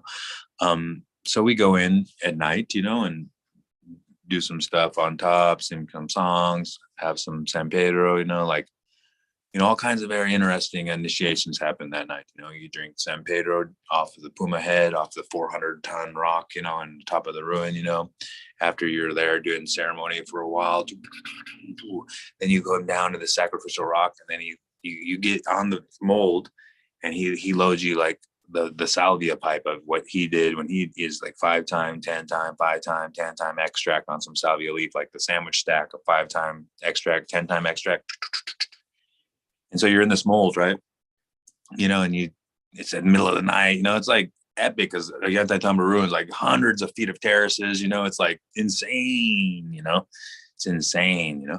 So anyway, get in there, and you know, you're ready to take salvia, you know, and salvia is kind of intense, you know. It's not the you know, it's not very, I don't know if you've done that one, but it's not very you know, people say DMT is intense. I think salvia is more intense, you know? But at least DMT is pretty, you know. For me, salvia is like, wow, holy shit. So anyway, at least there, you know. So get there and take the pipe. He's there, you know, he's got 2 pipes loaded or like ready to load the one, you know, like boom, boom, boom, boom, boom. So you take the hit. And when you exhale, you don't take in oxygen, you just take the hit again, you know. So you do that, oh, exhale until you're like passing out, you know, and he's like following you with the pipe in your mouth, you know, and, you know, Umberto's like resting your head down. He's like, oh, boom. And you like are out, you know. And that experience was like, I don't know, man, that was on another level one for me, you know. That makes all the other experiences kind of mellow, you know. But you know, it'd be like the voidness, you know, all the space in between all matter became aware, right? You know, but there's no conscious entanglement of John anymore, you know? So it was very trippy, you know? It like felt like a black near attainment or something, you know? It's like a meaning like just the voidness became conscious, you know? But then there was no matter, you know?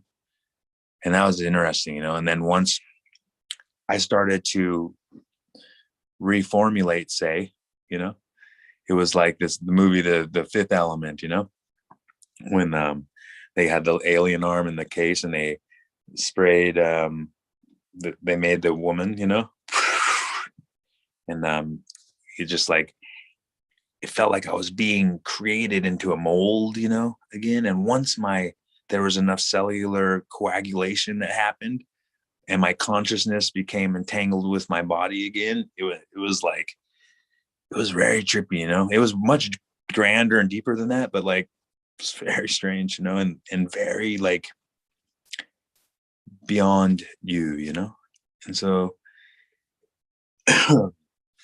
you know, coming back, I remember, you know, I see his face start to particleize, you know, and like come to where I could see it. And then he tells me, he's all, oh man, you just been defragmented. He's all, just relax. So you come back, don't want to come back all weird. You know, he says, you know, so I was just like, oh man. And I'd already lifted my back off the rock, you know, because there's a little rock. There's a rock there in your back, you know. And I was thinking, oh man, I hope I didn't fuck my spine up, you know. Just like, you know, weird, you know. But anyway, that experience was quite big, you know. And so then the next, I was down there 6 months later on the solstice, you know, too. And I was getting ready to smoke it again on the rock, same thing, you know. I get up and he's all like, man, you want to do this again? I said, oh no, I thought I had to. He's all like, oh no, bro, you don't have to. I only done it once here.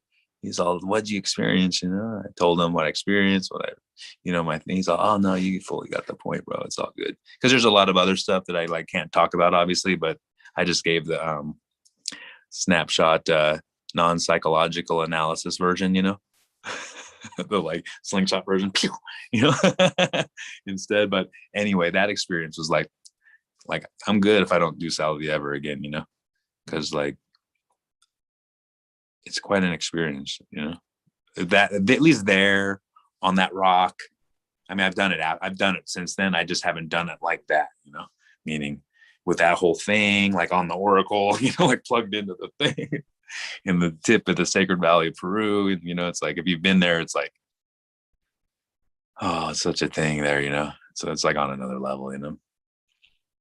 Really cool place, really cool energy. And we have it really good there because, you know, we've paid our dues there. We've hiked to the top of a lot of the mountains and put our blood, sweat, and tears all over that place, you know, with the family, and really gave our all to the family there and to where we're family there, you know? So it's, now it's a different experience. So we usually, when we go there, we go surf, you know, instead of go like bust our balls up there, you know. We'll go to the mountains this time when we go too, but mainly it'll probably be to surf because, you know, my brother has a spot right at some amazing waves. So get conditioned. I broke my back last year, so I didn't surf all winter. Actually, so I just snowboarded. So that's why I've been snowboarding a lot because yeah, broke my back pretty bad last year. So now I'm gonna go back down to Peru and recondition down there, surf for a little bit after finish some work and some jobs over this next month or so. How the heck did you break your back? Oh, climbing. I fell and there's a malfunction with the gree, and you know, something happened. Fucking hand jammed it. Not my hand, my climbing partner's hand, and fucking zipped me to the ground, broke my back. I fell like 30 feet, smashed my back. Spinal. Literally. I broke my spinous process of my T1, 2, 3, and 4, completely crushed them, you know, flat. They obliterated. And then my T1 vertebra complex fractured. I broke 2 ribs, but I had a back weird disc that was hurting, you know, for like a year, and that fall fixed that. So that was interesting. That stopped hurting instantly. The rest of the shit fucking exploded. So yeah, I just went back to that spot the other day. Actually, I was snowboarding in Squaw with my kid. We were just hitting the park and shit, and then afternoon we went back to Lover's Leap, and I grabbed a big fucking chunk of the rock, you know, that I landed and broke in half, because I broke in half this granite slab when I landed. It was trippy, man. So I'm lucky to be alive, but it's sick, you know. It was interesting. You sound like you've lived a pretty amazing life, to be honest with you. I love the aspect that you kind of constantly pushing the edge. It seems like I think you could be described as a little bit of an adrenaline junkie. Is that not correct? I would think a little bit of a correct description for you. I don't know about a junkie, but yeah, no, it's like there's this thing that happens when you're you know, experiencing a high level activity in a flow state, you know, and then when you put that with adrenaline, you know, because it's like, for me, it takes a lot for my adrenaline to flow, you know, so it does, you know, like there were some things when we were at, you know, hitting some stuff at Mammoth, you know, hitting some stuff at Mount Baker, for sure, you know. Mount Baker's sketchy, you know, it's sick. It's like you can die there instantly, you know, because it's like everywhere that's sick, you have to cross the ropes to get to, and all the ropes say, oh, you go here, you can die, you know, cliffs, danger, blah. And there's like 200, 300 foot cliffs everywhere, fucking 100-foot cliffs, chutes everywhere. It's fucking gnarly, you know? So, yeah, that gets it going too, you know, but, you know, more it's like the flow state that you're going for, you know, because they say that if you experience high level, like anything in flow state, supposed to advance the neurogenesis and advance the state of perception and awareness of mind by like certain percentage, you know. I don't know the exact number, so I'm not going to shoot it off like I do, but you can see it, you know, because if you can make your body work in all those conditions at high speed, high intensity, high muscle tension, high awareness of like mind function, you know, and then that advances, right? So then that's like a workout. And if you can do that in a flow state, then That's more what I'm kind of I know that feeling that you're referring to. So that feeling's the kind of the thing. Maybe junkie was a wrong term. No, junkies, I mean, it's good too, you know. I'm definitely a junkie for it, you know. But it's like Well, you know, I say that because it seems like you keep pushing it, and it's it's a daily thing. So I guess with that being said, yes, yeah, maybe not. But I know that state that you're talking about when you can hit that moment. You know what I mean? When everything seems to stop, when you're kind of in control of the moment. It almost seems paused, uh, the surreal moment. And it's if you can hit that moment, it is amazing. Like you can control everything in that second. It's yeah, I you time know time I dissolves. You know, there is no time there, you know. It's only what's happening. So if you can dissolve time just by being in this certain state of awareness, that's fucking sick, you know. it is, and yeah, I appreciate the fact that you're striving to keep yourself in that, close to that state, I should say. You know what I mean? It's a good place to be or try to be in. You know, uh, I appreciate it for sure. Makes me Yeah, feel lazy. Makes me I'm, feel a I'm, little lazy. I'm lazy too, bro. But you know, that's for sure. We all do what we do and try to do what we do, but you know, there's a lot of conditions, you know. It's everything I try to do with my all, you know, because I'm like kind of got like, you know, I'm not OCD, but you know what I mean? I'm very, you know, it's like that. You know, people are like that. Everyone has their own style and their own thing, you know. And that's the beauty, you know. Some things I don't like about this kind of thing. I'm really intense, man. People think I'm being a freak when I'm just like being a happy guy, you know, just because I get all intense, you know. I'm like just like psyched about it. But or I am in being intense, but I'm not being like angry. You know, I just have a lot of energy and a lot of power. So that comes off in certain ways when it's perceived like this or like that, when actually it's none of that, you know. Another thing I think to be said about, that state or, the way you live life is, uh, when you push yourself into that state, I think it's an actual way of keeping you young, to be honest with you, the fountain of youth.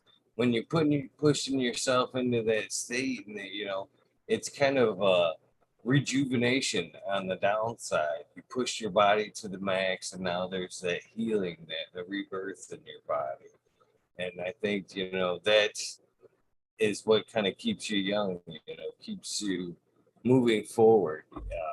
Just that constant rejuvenation of your body, getting killing off the old, and rebirth of the new in the recovery state.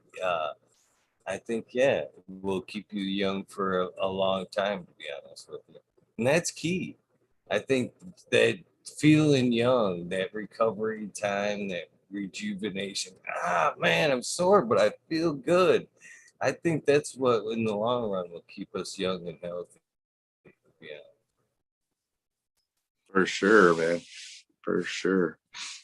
I've been feeling old this year, man, but I've been feeling young too because I'm riding around the kid. I taught my kid to snowboard, and he's doing really good, man. So I'm psyched. We've been hitting the park and stuff, and oh yeah, a joint and a split of beer or something, split one something.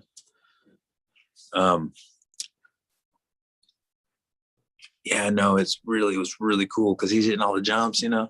So I'm hitting the jumps, and like so it's been kind of fun. I'm feeling kind of young, except my knees. My knees don't feel young. I had like knee surgery in December because I had a meniscus that was like ripped from surfing for like 3 years, you know, and it would fucking come out. And I would have to do this weird thing with my knee and open my knee joint so the meniscus would pop in. And like that sucked because it was kind of fucking with my sleep at the end there. And imagine surfing, you like take it on a wave or something, and you're like your meniscus pops out and you can't swim, you can't use that right leg, so you underwater, you have to like do this thing with your knee, open your knee socket, and then it works, then you can swim. It's like fucking weird, so this year I got tuned up, fucking smashed my back, get my knee surgery, and then so now I rehabilitated with snowboarding, and because it's quite easy, easy board sport versus surfing and stuff like that. Consequences are a little more minor. No sharks, don't drown, no, I'm just kidding. But you can send it off a cliff or something, but I think it's funny this time at Man, it was really like deep powder. We were having a good one, and fuck, I almost like went off a cliff, funk, like right off the side, I just stood there, it was gnarly. Sat there, my buddy pulled me back, it was sketch, It's good to have a partner, especially when you can count on. Yeah, it sounds like you're living a good life over there, to be honest with you. And it gives me encouragement. A lot of people with injuries like that. I'm 49. Most people You're 49. My age. Sick. You look good for 49, bro. Thank you. I guarantee I'd look a lot better if I was living the life that you were doing. I try to stay active, but I know you might have a sunburn. We have to use some sunscreen, bro.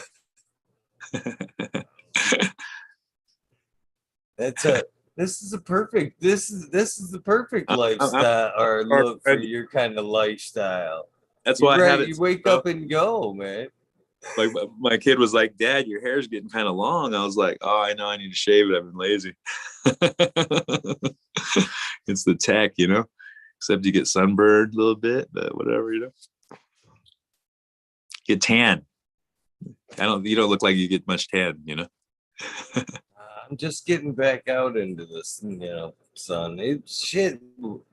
Michigan winters up here where I'm at. I'm in Michigan, a little northern. Yeah, usually it's a blessing. This is some redness I wouldn't normally see for like another month at least. Hey, this is the first year since I've come up here that I've actually seen the ground this early, to be honest with you. Wow. Usually it snows in like October, and I don't see the ground until May. There's sometimes we're still getting snow. No, I'm still getting snow in April. Wow. Yeah. My goodness. That's that's kind of cool though. At least it's not wet. It's cool, but it's not cool, man. I'm in the middle of the woods too, so it doesn't help anything. So like, I'm serious, man. Summertime, like night travel, it's not that bad. It's nice night. Yeah, you break down. I could use a walk. It's a half hour, 45 minutes from anything. You know what I mean? There's sections where you pass this gas station, you've got a half hour before you see anything else, and then there's nothing but trees and crickets in every direction. So like in the wintertime when it's cold and slippery and the sun's going down about 5 o'clock, you're like, I don't need nothing. I can wait till tomorrow. I'll get up early and make, you know what I mean? So there's times where you don't leave that often during the winter. Sounds awesome. When weather breaks, I'm ready to go some cannabis events, shake some hands. Woo! For real, get some hugs. You're like, dude, what's up? Fuck. Exactly. Sick. Yeah, man. So, what strains are you cultivating currently? Well, I just did a bunch of pheno hunting. Well, not really pheno hunting, more testing, but I reverse the Skywalker OG and then put that by some stuff. And then like the Luke Skywalker by Piscotti, there's like 4 phenos of that are all fucking insane. This Sail Hayton that I just did, it's the Poo-Tang by Hazy Kush Fam. That's epic, like epic, you know. What else? Some Hazy Girl Fam, epic. Like they turned out really good. I think even better than the original one. So I thought that was kind of funny. I don't know if that's normal, but that's life, I guess. What else? Some Skywalker by GMO. And those turned out really good. Hazy Kush by Golden turned out, yeah, a lot of those turned out all really good. I'm pretty psyched on this whole little run. I did basically the Skywalker OG by a bunch of the stuff I have that I wanted to. I just did it for myself, like an in-house breeding project, you know, that I'm going to try to find some, you know, find some really desirable stuff that's unique and that nobody has, you know.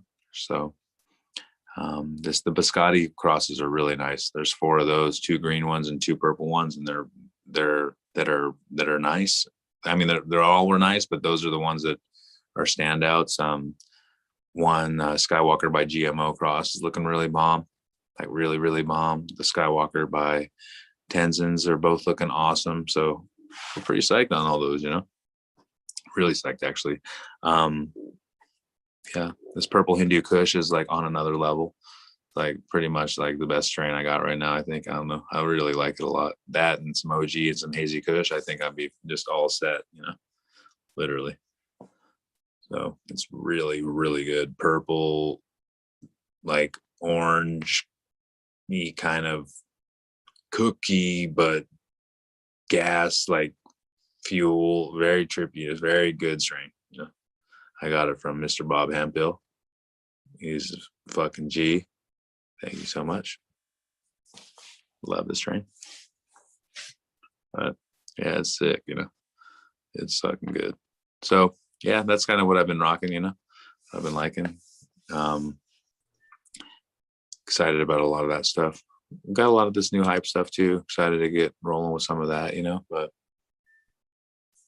I don't know, man. So much stuff, so many strains, so much good herbs, so much things like personal choice. What sucks, I'm like, what I like to smoke, I like a lot of the fuels. I like the chem stuff. I like OGs. I like hazes.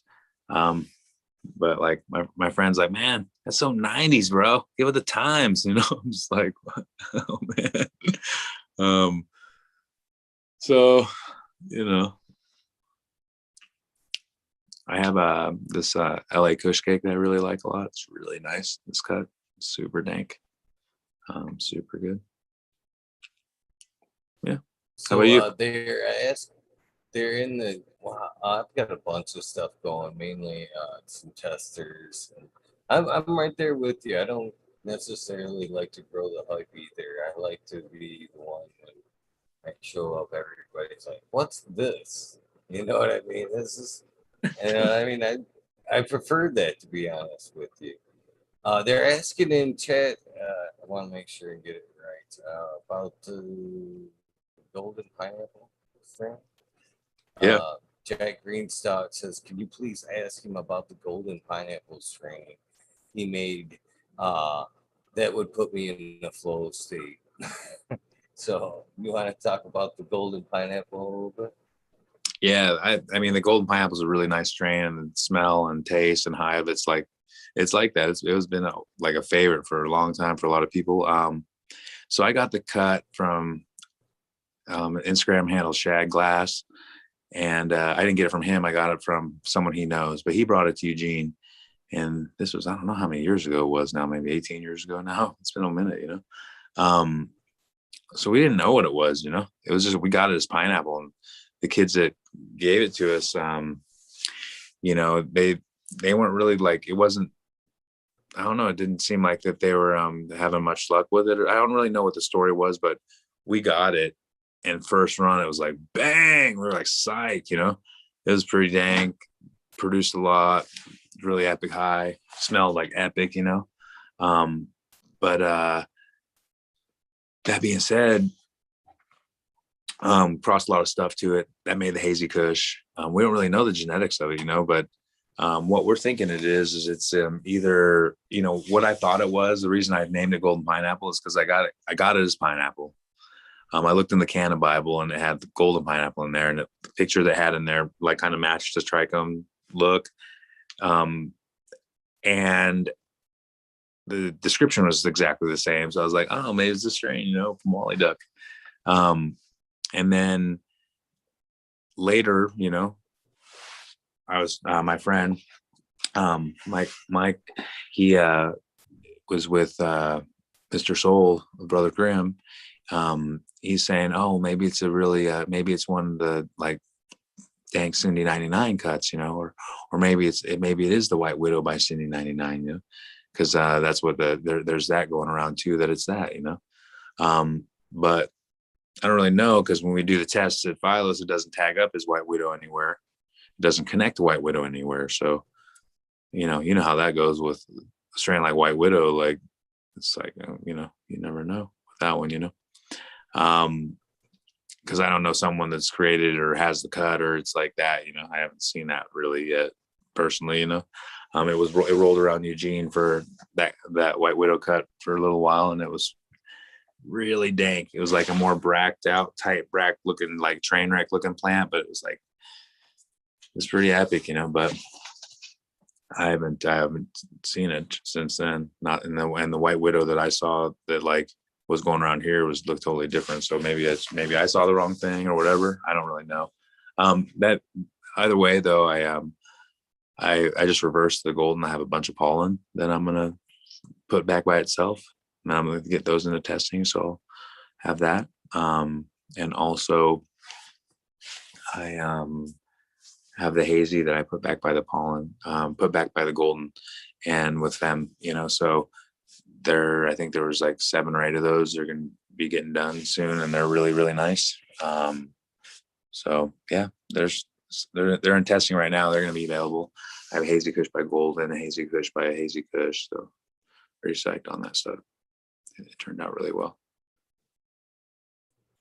Sounds amazing. John in chat is asking if you could talk about your projects in India providing water to the community. Yeah. I first went there to Bodh Gaya in 2000, at the end of 2011, 2012. His Holiness the Dalai Lama was given a Kala Chakra initiation there. So I went there for that.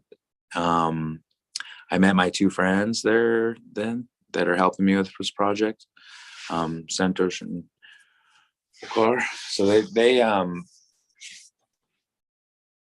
they approached me then, and we just became friends, and we have been friends since.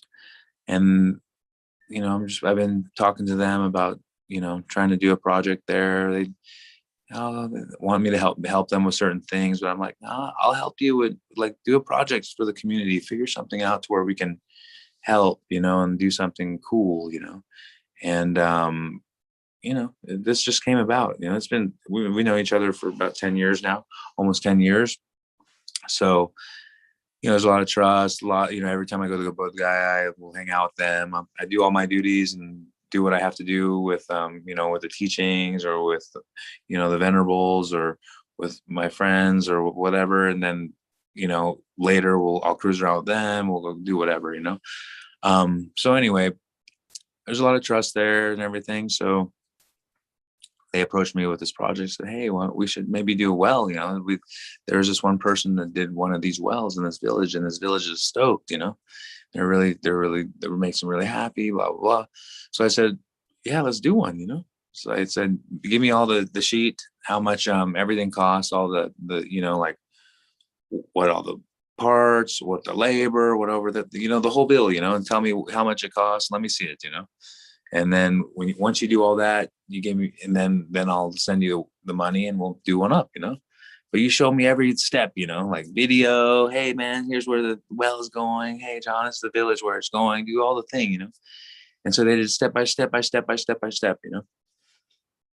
And it went to completion, and it was really, really easy, $700, And hopefully they, get something out of it or whatever. I don't really know. They just gave me the cost. I did the calculation. Everyone's like happy. They seem to be psyched. They're psyched on helping, that's really like, they're just stoked, doesn't take much to survive in India. And so when, like I've had other people help them with giving them like, little offerings on the side and stuff. So it's like, it's going really good, so they're just finding all the villages around Bodh Gaya. There's lots of poor villages because Bihar state in India is very poor, one of the poorest in India. So, these people don't have clean water. It's heavy, like people don't understand here, it's like, it's pretty chill here. There's like, fuck man, it's like tough, tough. Even if you got money, it's tough, so if you don't have money, it's like tough, it's hard, so anyway, $700 gets us done. Now we've done 13. I have about 15 people in line to do waiting, their turn to do another well. So it's just been sick, people are psyched. Our goal is to do 34 because His Holiness Dalai Lama has given 34 Kala Chakra initiations. The last one was in Bodh Gaya.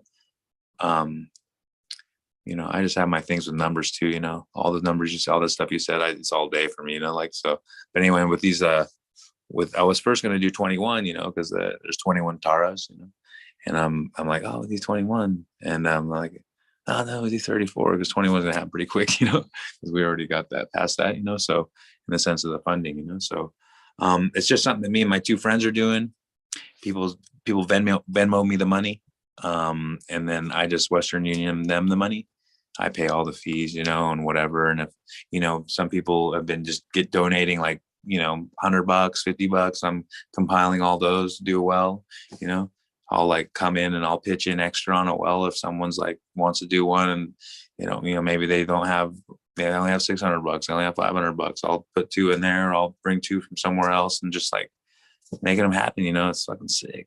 It's really cool. Because it's cool. It's like, well, you offer these people water. It's like, what?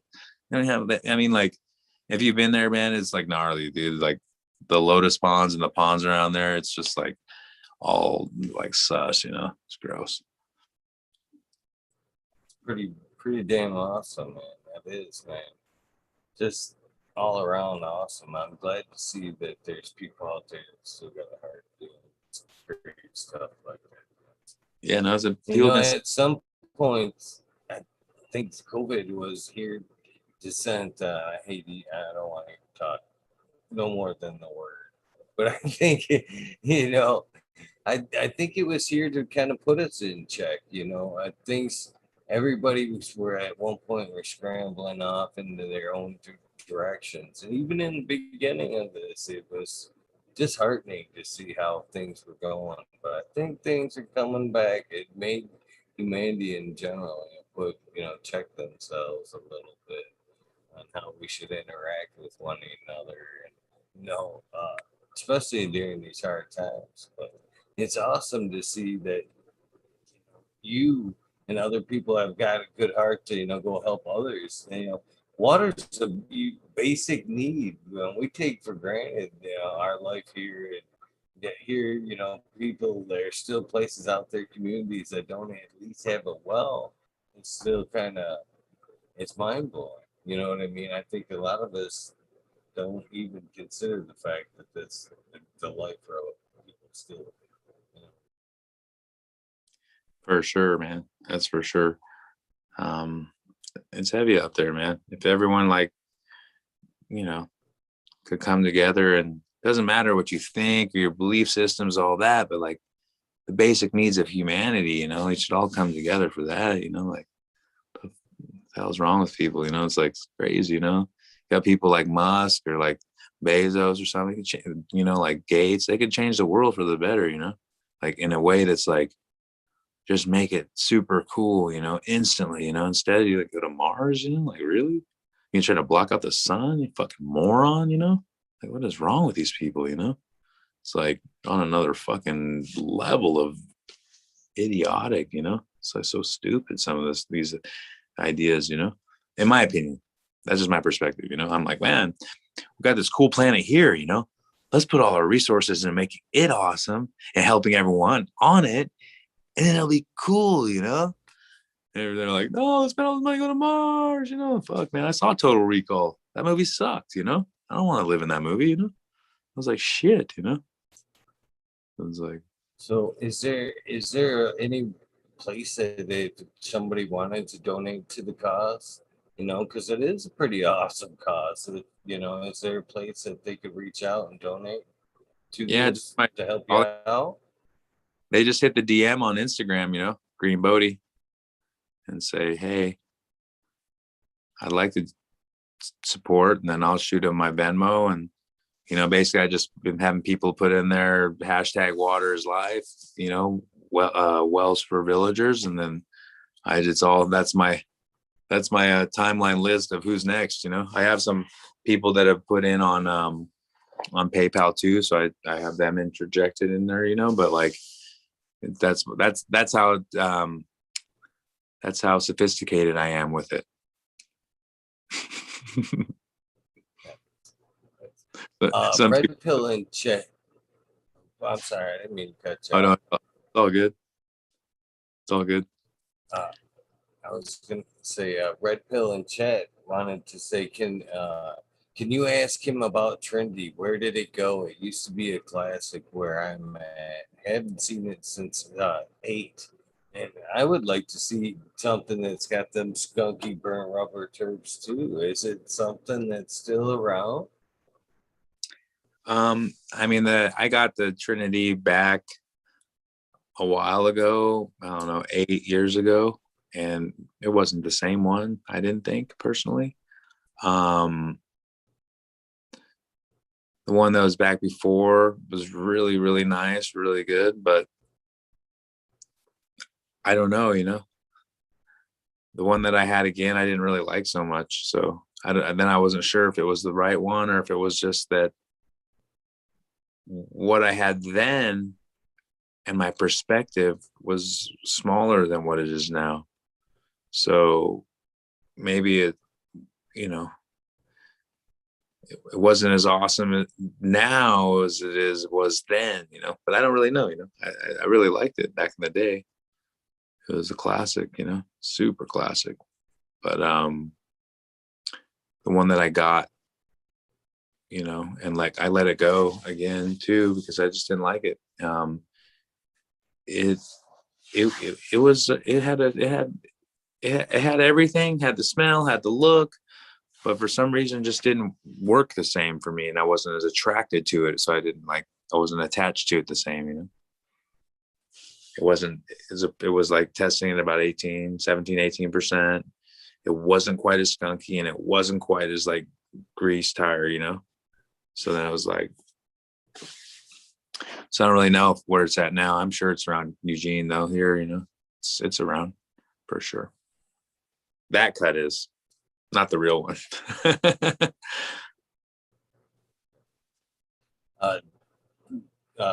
Chad Westport and Chad, much respect to you, Chad, would like to know your top 3 SOPs if you'd like to share.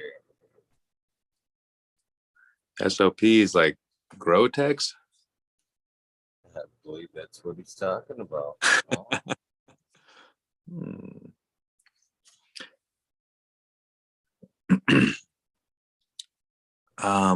I've been using this gypsum and lignite instead of like CalMag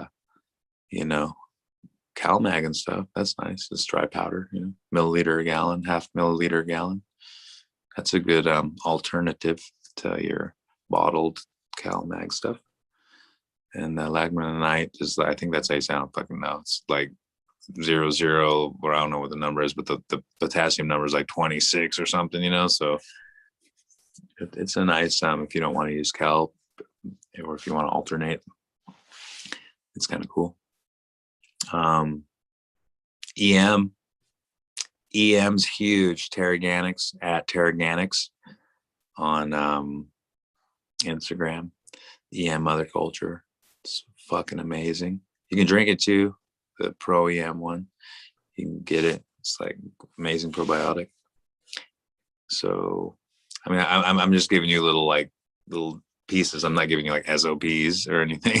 It's like, but I give you little things that change your life, your growing thing, like I just did. The EM's on another level. I think everyone should use it because it's amazing. You can like drop a lot of this like expensive bullshit. Really, and just use that.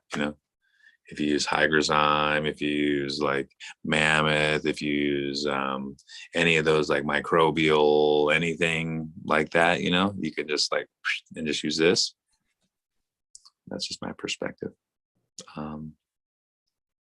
So if you need a hook on that, or you need any info on that, hit me up. It's all that. Like on Instagram. It's easy. I'm still a real person that answers the DMs, unless you're a jerk, and then I just block you, or whatever. I'm really quick to block people. If you're rude. I was grateful that you responded to my DMs as quickly as you did. I was very grateful. And even hearing that, I'm grateful I wasn't the one of the blocks. I could see that with the lead in. Fucking talking shit, block. There's a couple funny handles that the one of them is like "fuck you" something. I was like, he hit me up with the DM and it just said "fuck you" on there. I was like, that is so funny, bro. I had to, but like, no, like literally some people get in the DM, man, they get all like emotional and get all weird, and tell me how fucking stupid and how like I'm all this and that, just FYI, like I'm not into politics. I think it's a bunch of bullshit. And I think politicians are, for the most part, except, Senator Brzezinski here and some guys here in Oregon, they're a bunch of puppets like sold, fully for whatever they're getting sold for, And so it's like, but I like to poke my finger at it all because I think it's a big, giant soup of shit, and that's just, someone hit up the DM today. Oh man, fucking politics, blah, blah, blah, blah. I was like, no, man, I'm saying, because I think they all suck, Oh, really? Oh yeah, no, they all suck. Trump sucked. Biden sucks. They all suck, You know why? Because they're paid to the highest bidder kind of suck, That's just my perspective, whatever. So I think it's funny when people get triggered by like stories, on the DM. They post stories just to be funny, I'm like, everyone's like, you're like, wow. Must be trippy to jump into someone's DM to tell them how irritated you are, That must be an interesting type of mind,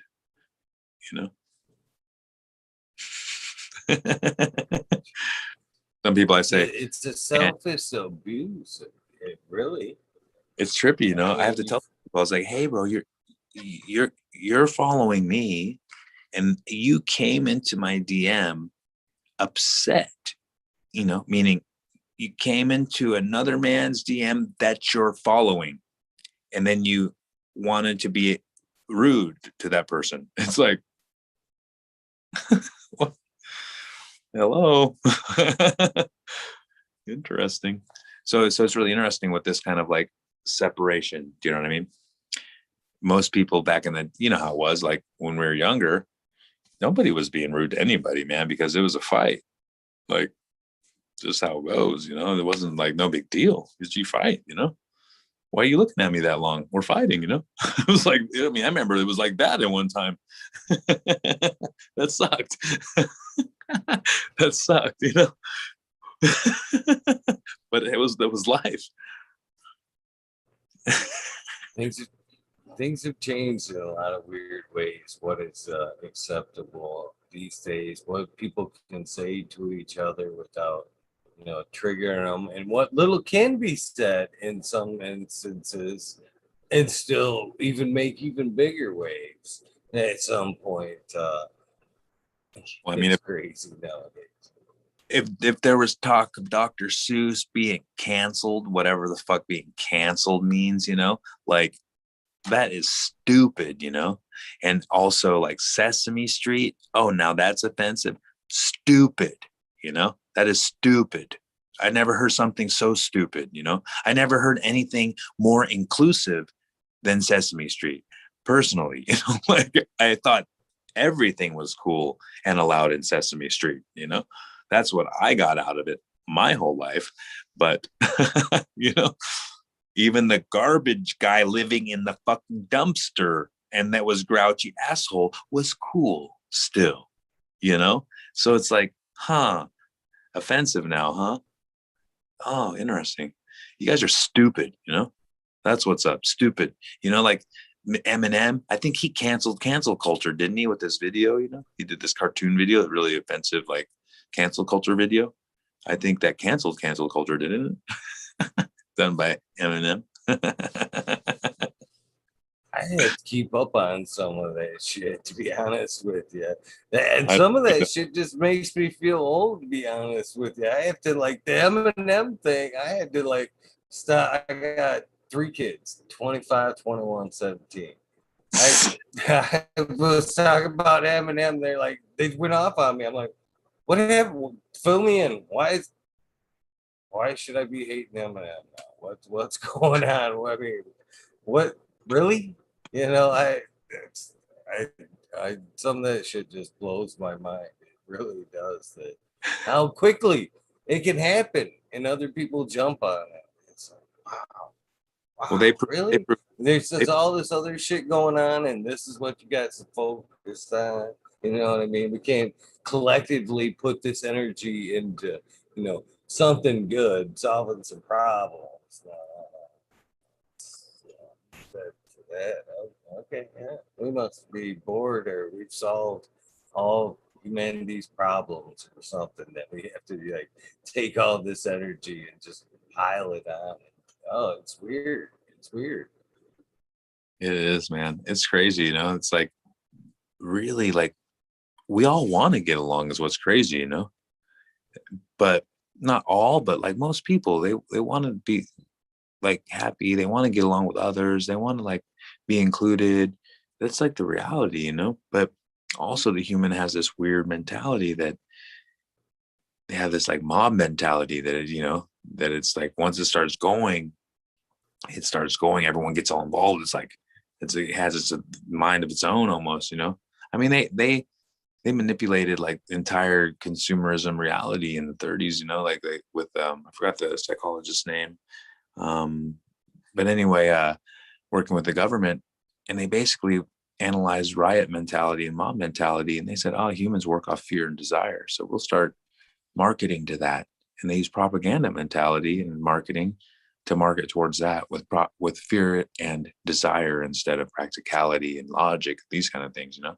So then it's like, oh, you'll need your Ford truck because you'll get all these women and your neighbor will be jealous and envious, you know, whatever, instead of like, oh, you'll get more work done, you'll save money with this truck, you know, get better gas mileage, you know. It's like, it's not how they're selling it anymore, you know. It's like, oh, you're gonna be cool, man, you drink this beer. We're gonna be cool, you smoke this cig. You're gonna be cool, you do this thing, you know. So it's like you can see what it did to humanity, you know. The whole thing's broken, you know.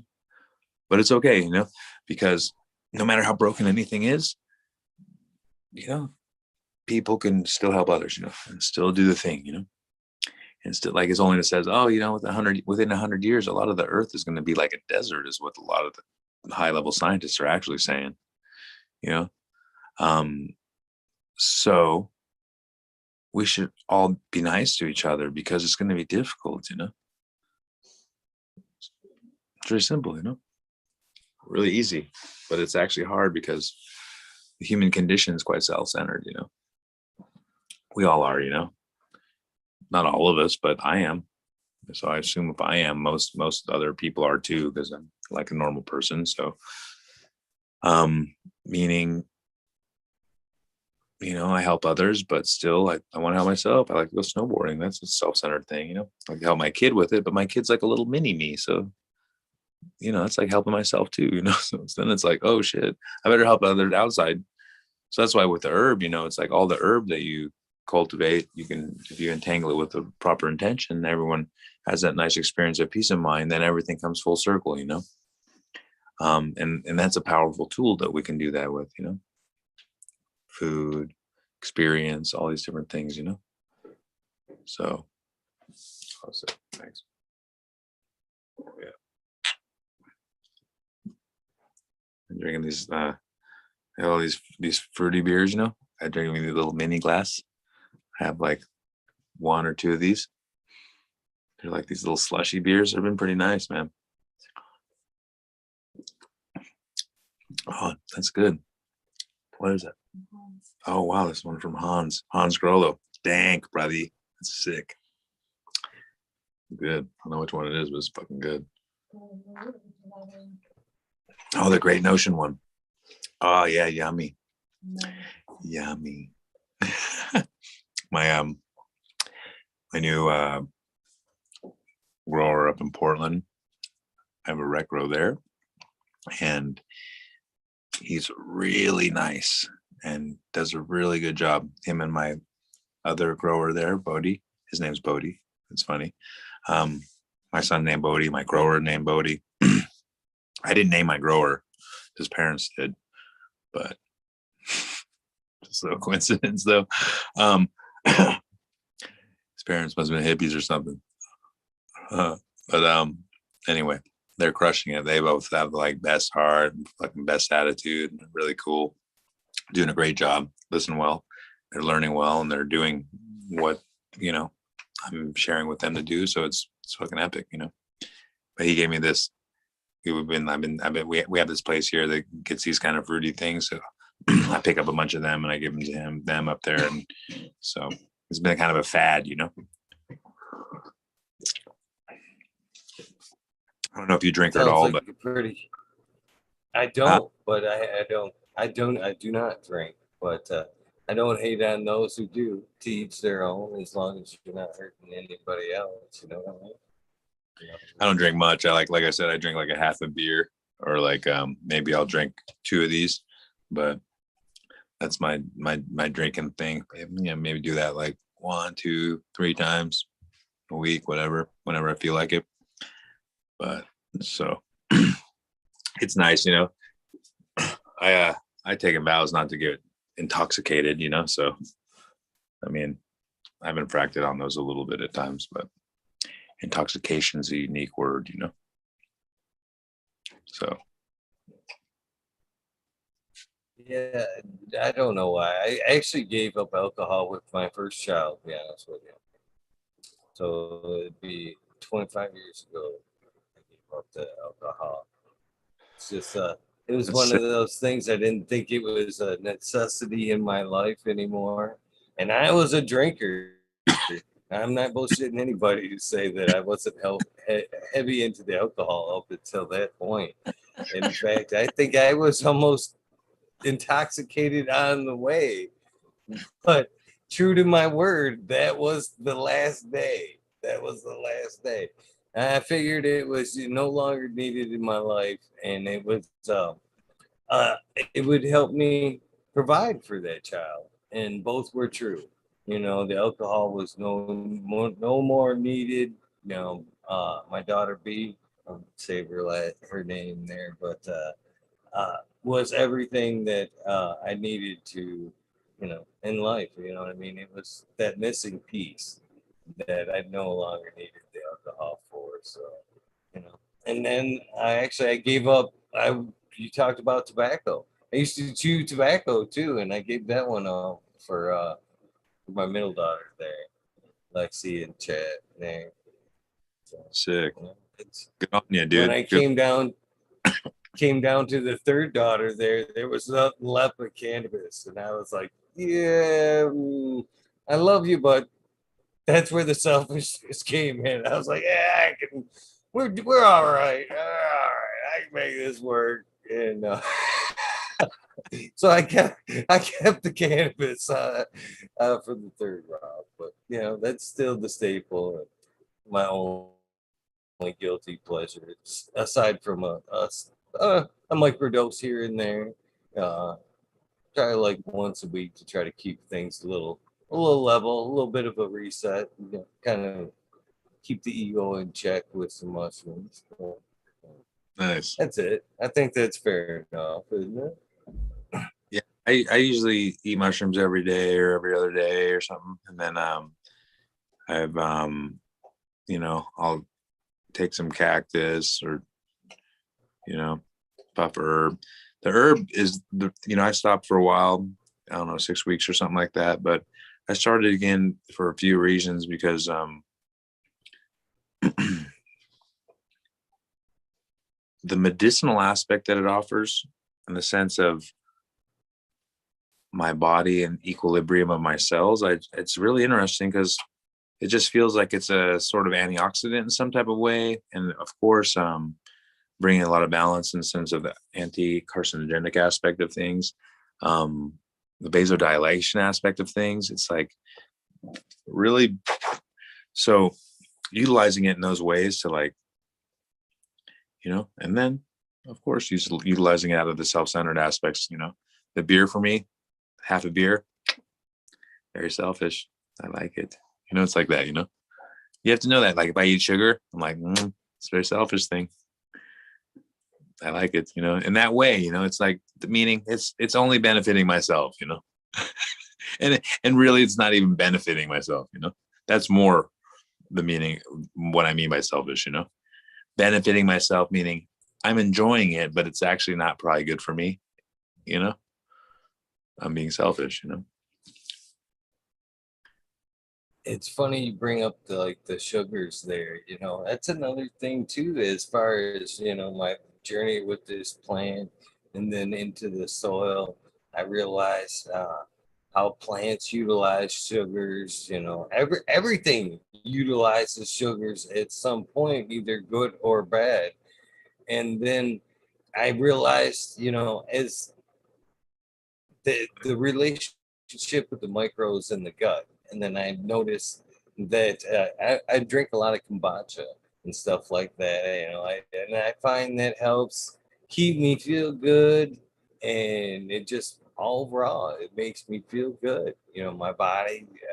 I just can't say enough about the health benefits, I think, from drinking that. But when I didn't drink it or relaxed on it and got guilty with the sugars, I noticed that the gut started coming back, the shitty feeling, and then it kind of clicked in my head, the relationship with the microbes, the good and the bad. And I was thinking, well, I'm taking in this bad sugar, basically the white processed sugars and the cornstarch and, you know, the syrups and stuff.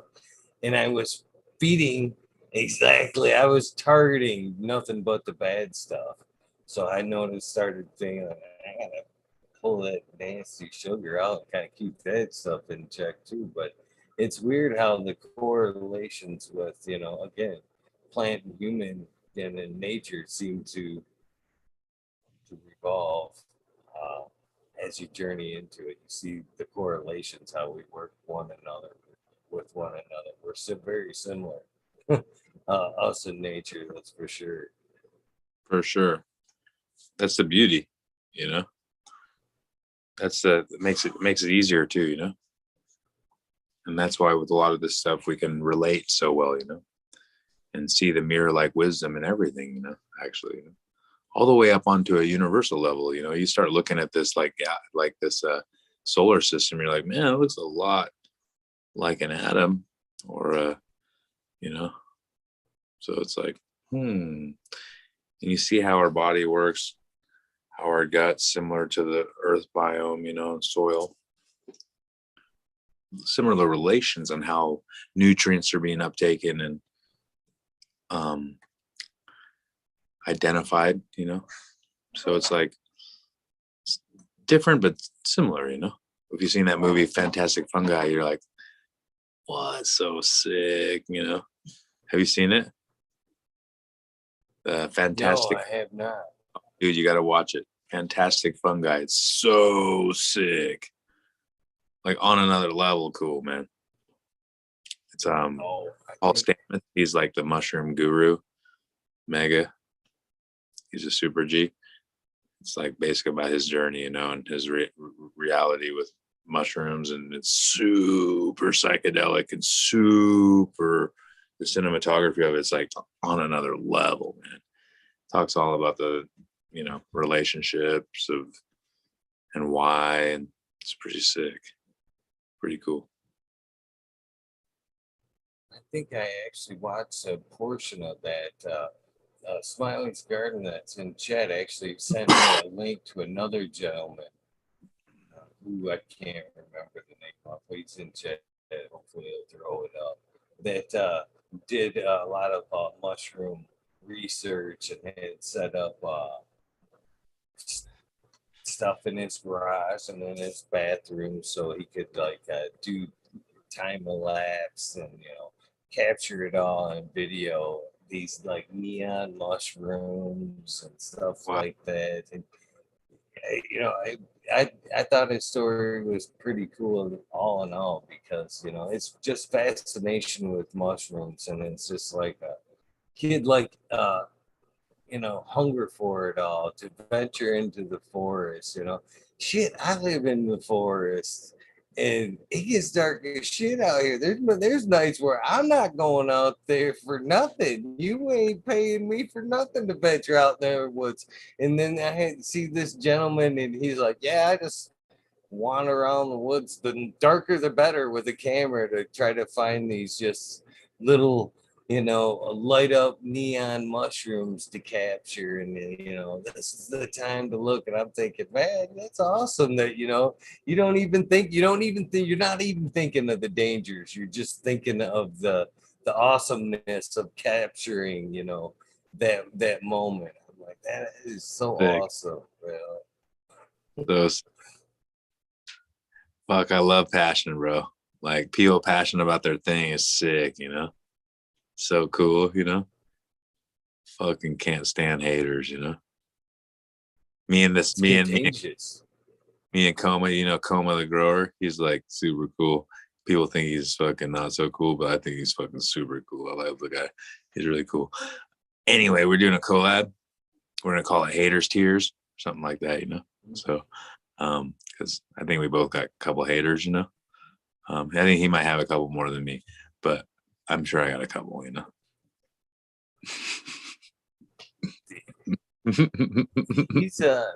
He's you know, I followed Coma and I still pay attention to what he does. Oh, he says Smiley says his name's Stephen Axford is the mushroom gentleman that I was referring. Cool. The fucking the mega neon man with the like black light guy with the guy that's the viewers talking. Yeah. Stephen what? Mm-hmm. Stephen Axford. Shoot me something on DM. Shoot me a DM. Don't on the DM, because I'm like, you know, I'll forget. Please. I will. But the mushrooms are neat, man. I fucking love mushrooms. That's been my, you know, mushrooms, between mushrooms and cactus. Those are the best all dayers, you know. All, like, if you're gonna do something all the time, you know. The cactus helped me a lot, you know, when I was doing a lot of my preliminary stuff with studies and Buddhism and stuff and memorization and all that kind of thing. It helped me a lot, you know. It's like easier to memorize stuff, you know, or something. Because I was doing like upper division geology and stuff in U of O at the same time, you know, years ago, you know. Fuck. And just made it really easy. It's weird. Like, it felt San Pedro cactus, kind of like that Limitless pill, you know. You see that movie Limitless?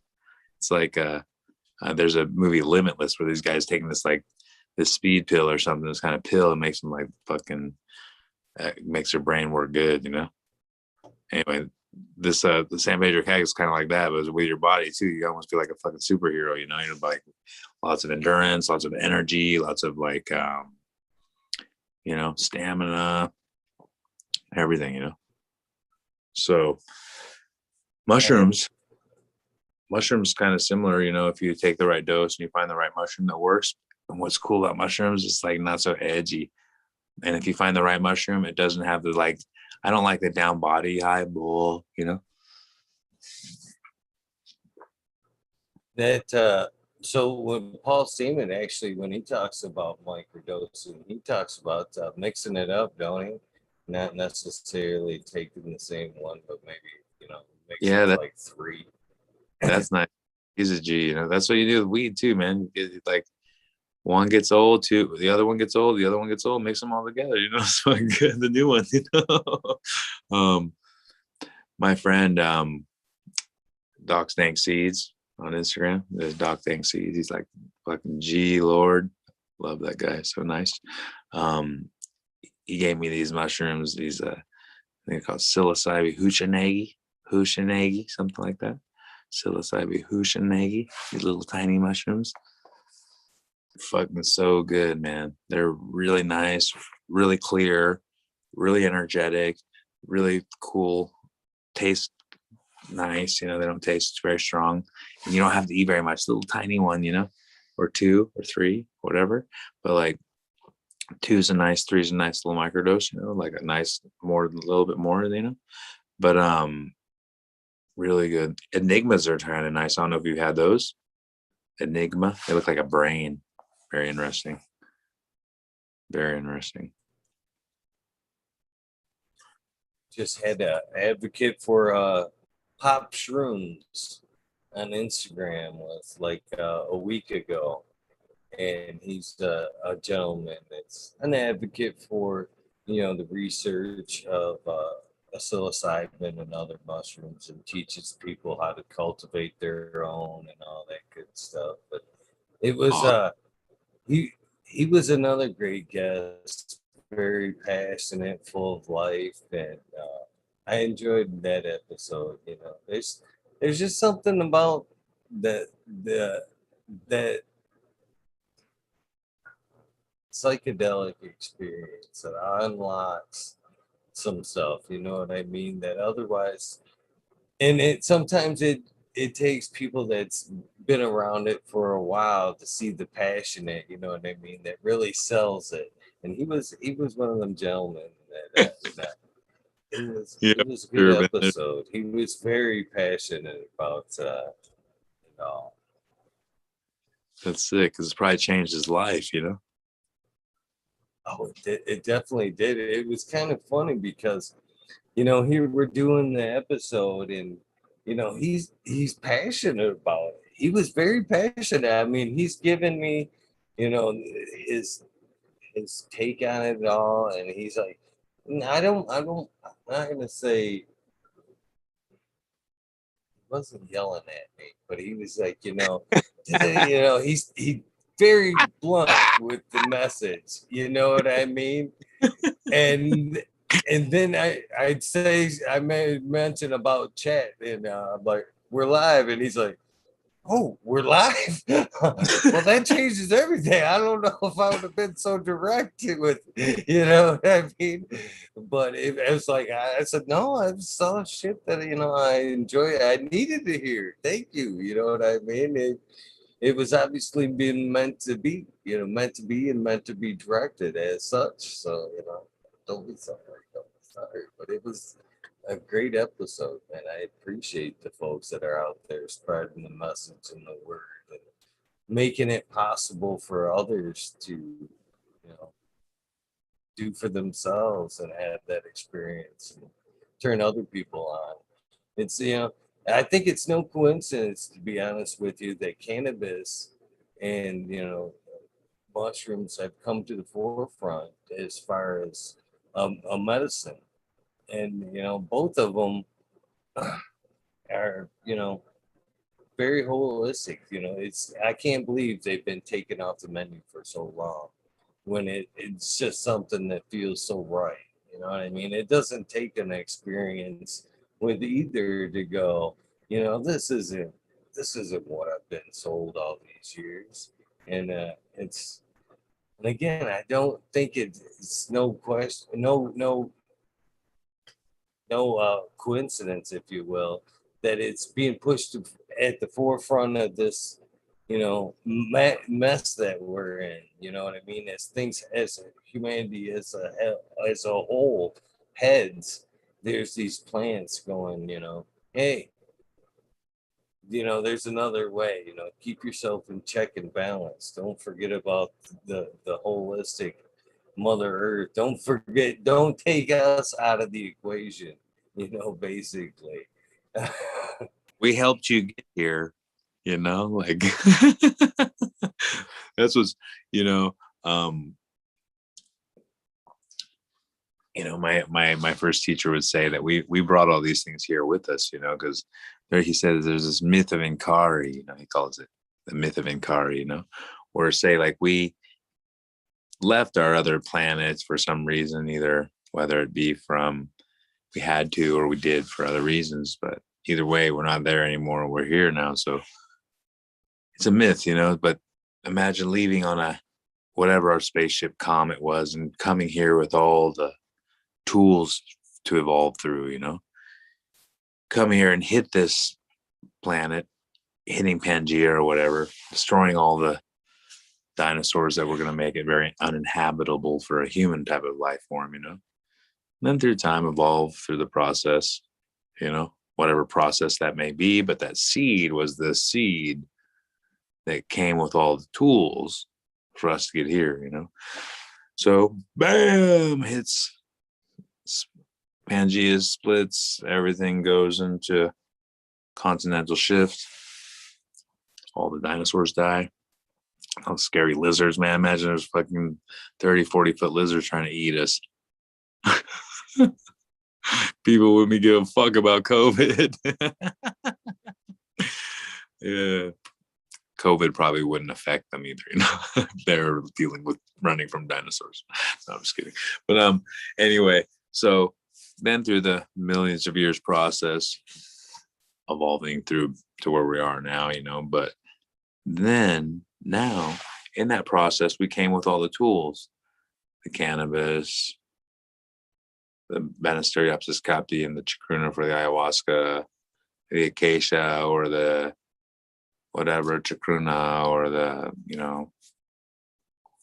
reed canary grass or whatever that making the, mimosa hostilis for the DMT.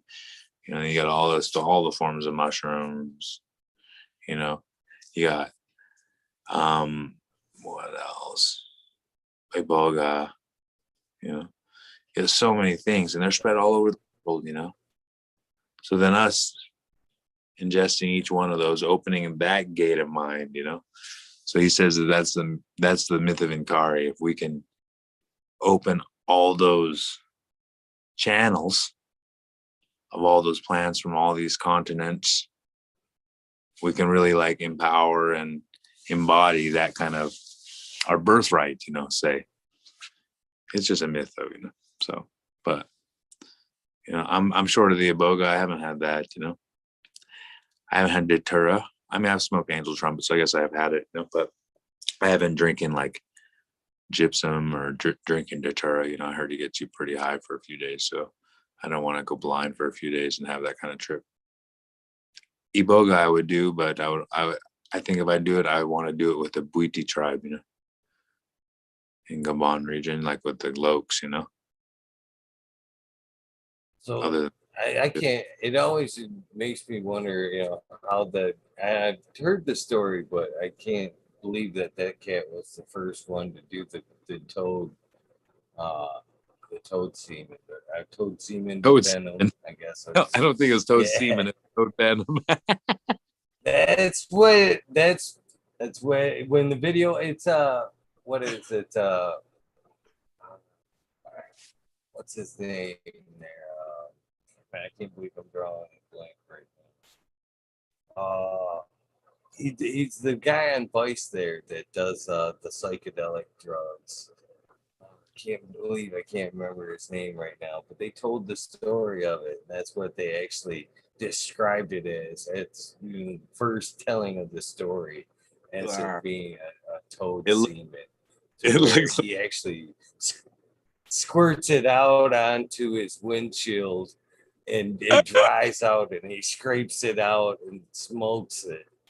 And did he squirt the penis or did he squirt it out of his neck? You know, actually, in the pamphlet, he shows different spots where it does discrete from. There you go, Hamilton's cornucopia. There you go. But yeah, they described it as semen, and I thought to myself, you know, when I first heard it, I'm like, all right, you know, how do I don't you be I first don't up? And even if you think there's some type, you know, you have to get over what you've just done. I don't have I don't do semen, man. I'll stick to the plant DMT, bro. I'm all good. Right. But you're right, it is a venom. But that's the way they described it in that episode the first time. Even And I even was the like, venom, I'm not doing the venom either. I'm not, I actually I'm not gonna do any toad venom or semen. I'm not gonna do any like I'm not gonna eat any puffer fish. I'm not like or whatever it is that gets you high like that. I'm not gonna do those kind of things because I think it's kind of weird for me to take another animal's defense mechanism and ingest it so you get high. I'm like, let's stick to the plants. Personally, now I'm cool. basically well in Hamilton's cornucopia there, he was wanting to take that because the trip was uh so beneficial. It's ayahuasca with another leg to it, which extends it out for a much longer period of time.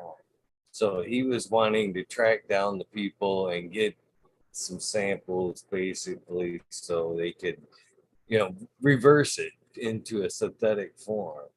But he definitely found the values in it. That's why he was, you know. But I agree with you. You know, I'm with you with the natural forms. You know what I mean? It's all Harvest good. it, eat it. I would do it with the tribe that like I would probably do it then. If they offered it, then I would do it with that tribe. But I'm not doing it with some white guys milking frogs. Like that's just not what I'm gonna do. But you know, that sounds like not Fair my enough. style. Fair enough. But it's cool that they do it. I heard the high is really nice, and I heard it is really healing. And I heard the frog like takes them on the little journey. And they get like they so that's cool. It's just you know not not for me.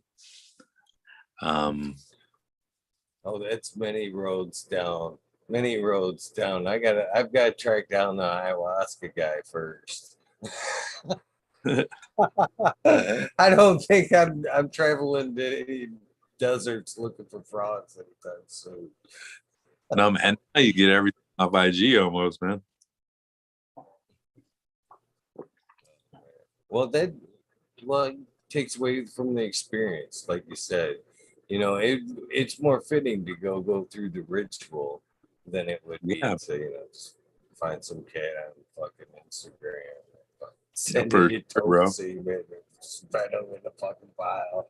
That'd be Larry as fuck, man. I'm excuse my language, but man, yeah, I ain't wanting no questionable substances, especially when it's supposed to be a black, yeah, secreted from something. Yeah, there's too No, many weirdos on the internet to be just yeah, popping. he's smoking someone's.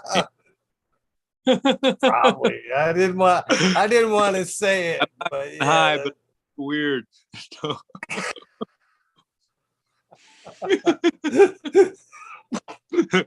I'm I'm beyond embarrassed right now. I don't know what's happening.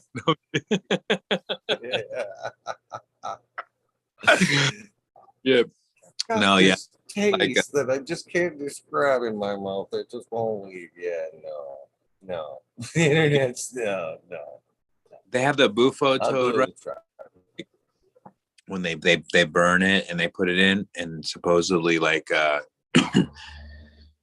you go into kind of some minor convulsions a little bit, but then once you get dialed up, you're like one with the jungle, and you like see everything, you see little everything, like you're like mega hunter. That's the one, the Oh, buffalo dart. frog. That's the one they're referring to in that episode. Oh, that one. That's the Yeah, that's they talk about that guy's journey, and he's the Okay. first one that supposedly did it and wrote the manual. They actually did like a follow up to that episode recently because they went through this whole thing because they found the bufo frog manual. You know what I mean? And there was only so many made, and but they tried to track down that gentleman, and they found some cat that claimed to be that guy, the author of the book. And so come like a year later, they find out that somebody writes in and has proof. You know, that guy's a fraud. He isn't the one. Come see us down here in Texas. It was an old military base, missile base that the guy had bought, and like kind of turned it into like this psychedelic bufo Dude, my frog fucking friend watched that. yeah. Dude, he said it was insane.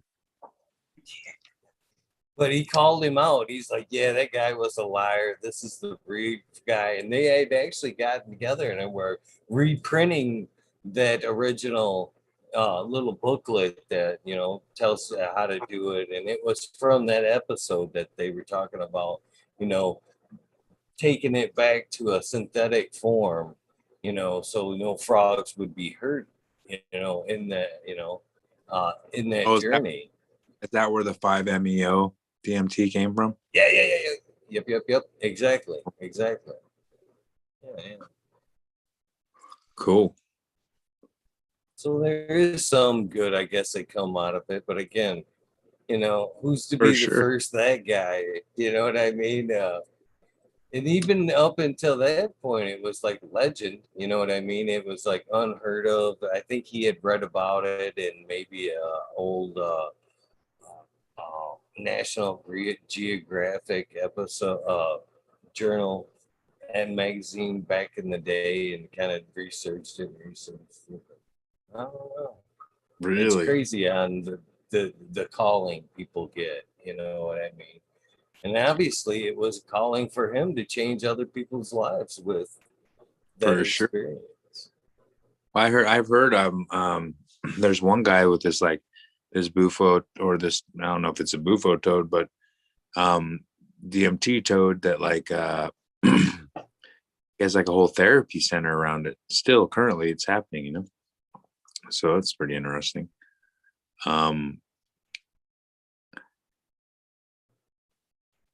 The whole experience of going out and getting it, you know, like the first time I got high up ayahuasca, I was, you know, at the first Amazonian Shamanic Conference in Iquitos, Peru. And from there, we went 4-hour, 5-hour trip up the Amazon. This little boat, you know, not little, but like 13-footer, 14-footer, little canoe, and it had like a lawnmower or a, you know, weed eater motor, you know, and the guy had to like stand up, you know, and so you're like out there, you know, and go this guy, you know, Westerner guy, white guy, owned the property, and a Shipibo shaman out there, really cool shaman. Anyway, you know, it's like, fuck, man. At that point, all I'd heard, there was not much information on ayahuasca, you know, anywhere. It was just like Arrowwood's vaults, you know. You couldn't like just like look in your paper and like have some urban shaman give you ayahuasca with some like guy they gathered up, you know, somewhere, some shaman, you know, like that didn't happen in every town like it happens now, you know. So anyway, you had to go to Peru, or you had to go to Ecuador, you had to go to somewhere and get it, you know. Or Brazil, you know. But so yeah, the experience of going and getting it's quite interesting, you know. There ain't no turning back then, you know. When you get really high out there, you're like, you get it, you know.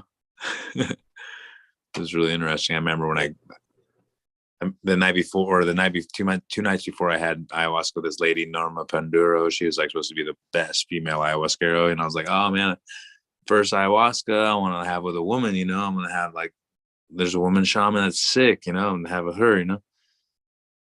And she ended up falling asleep, you know. She's like drunk or something, you know. It's crazy, bro. It was crazy. You know, I didn't even get high, like 4 glasses. I was like, well, this is junk, you know. and my teacher, you know, or my first teacher, you know, at the time, he started singing songs. He started holding down the ceremony, you know, because like she was like, you know, it was very interesting. You know, I was like tripped out. I was like, what? I said, what's up with this ayahuasca, Armando? I'm not even getting high, like 4 glasses. He's like, yeah, man, it's just bunk, you know. I was like, what?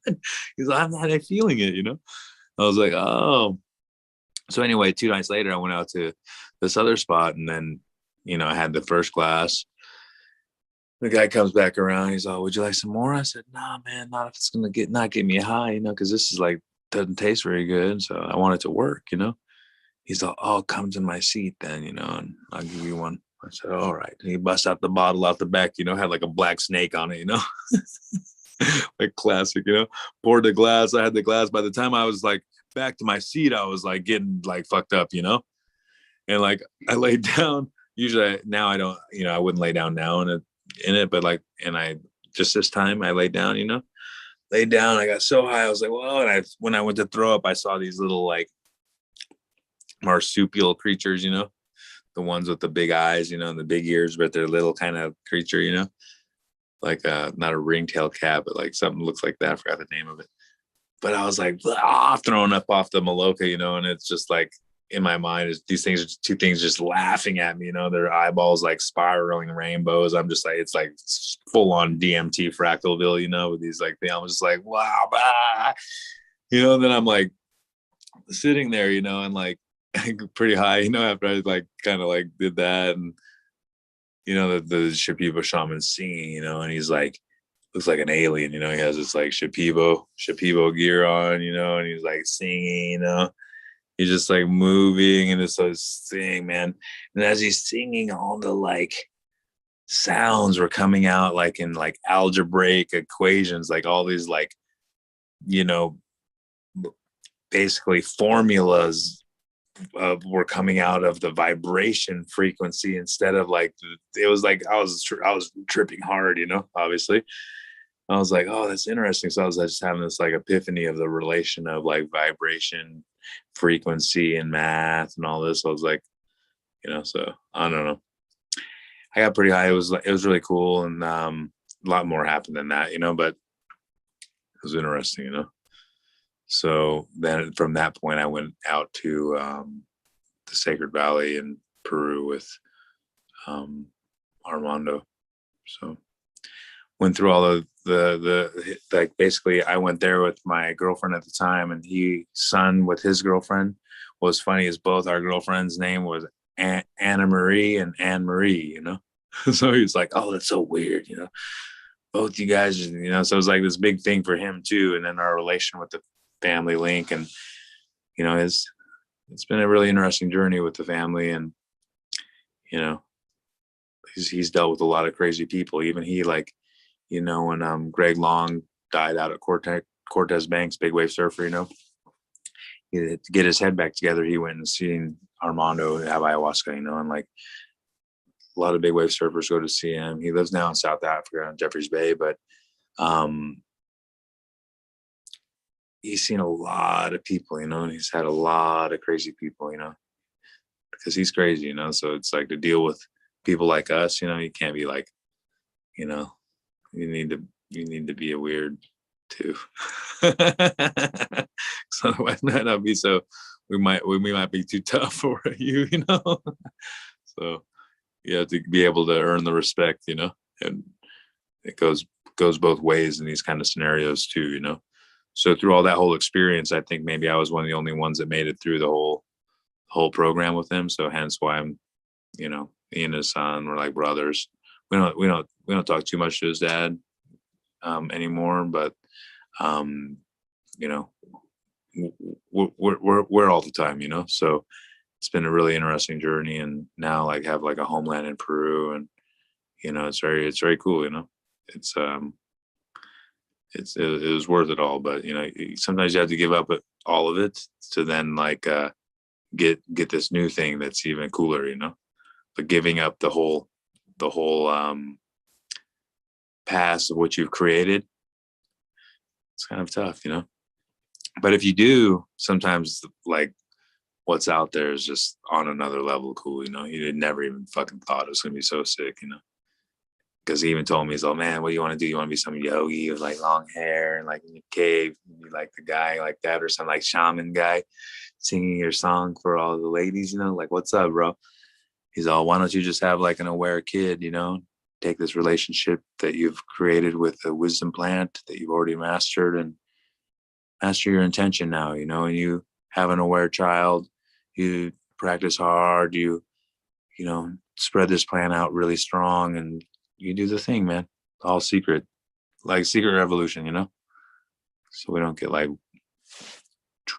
know, you make too much noise these days. They seem like they make you fucking, they really cancel you, you know, like Putin style, you know? So, so we don't want that. So like more longevity, you know, you have more longevity, and that's why, you know, have an aware kid, share the plant, share the information, and just cruise on, you know, have a good time, catch some waves, catch some powder, have some good friends, have some good life. I think my phone's going to die. All of the above. I think all of the above are key to a good life.